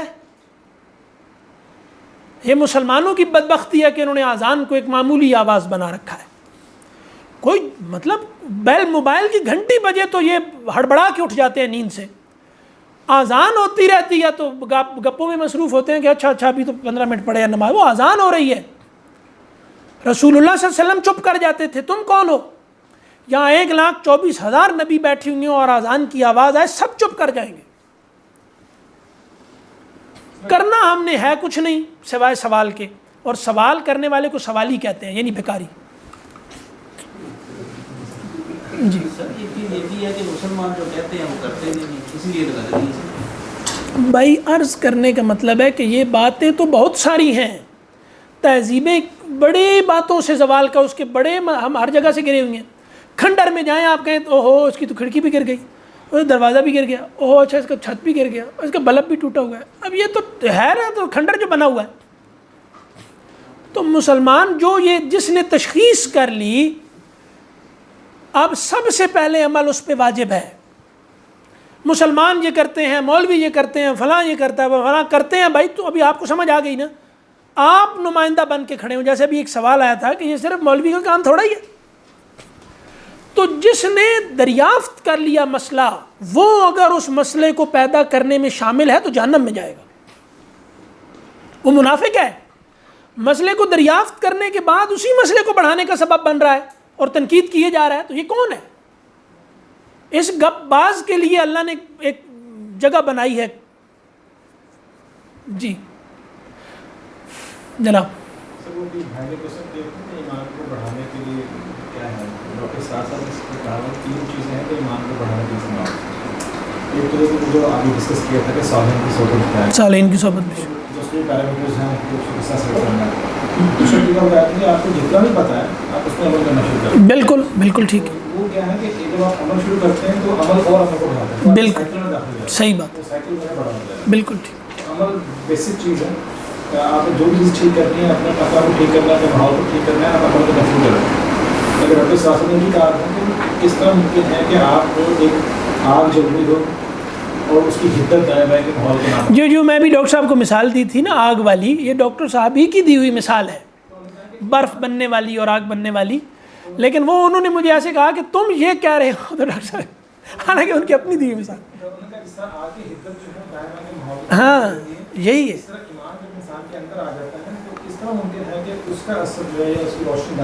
ایمان سمجھنا نہیں ہے، بننا ہے.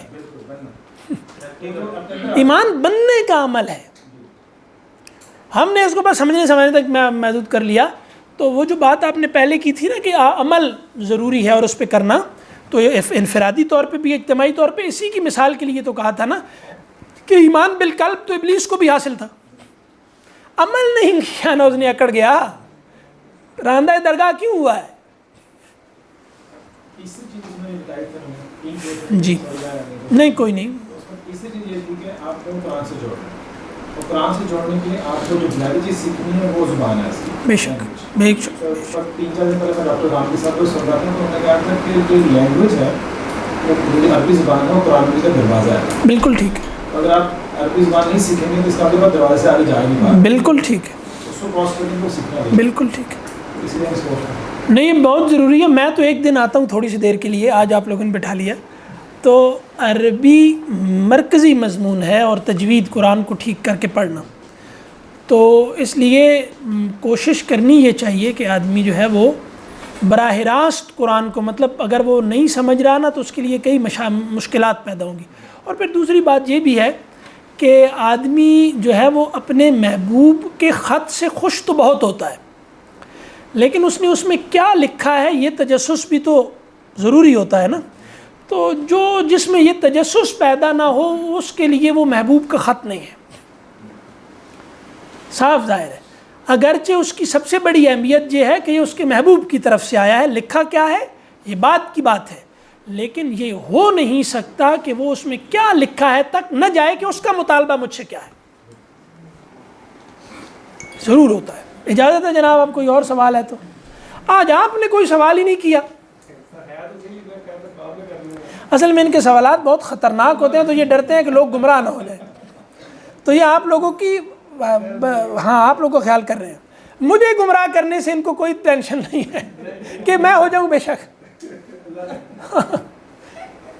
یار مجھے بھی تو کچھ تھوڑا سا بچایا کریں نا کہ وہ کہ یہ کہیں نہ ہو جائے گمراہ. میں ایک شعر ہے آپ کو سنا دوں بڑا اچھا سا کہ کوئی کچھ بھی کہے پر سننے والا، سلیم احمد صاحب کا ہے، کوئی کچھ بھی کہے پر سننے والا وہ سنتا ہے جو سننا چاہتا ہے. چاہت بڑا بنیادی کردار ہے زندگی میں، کیوں جی؟ ہے نا؟ اپنی چاہتوں کو ٹھیک کر لیا جس نے وہ جنتی ہے.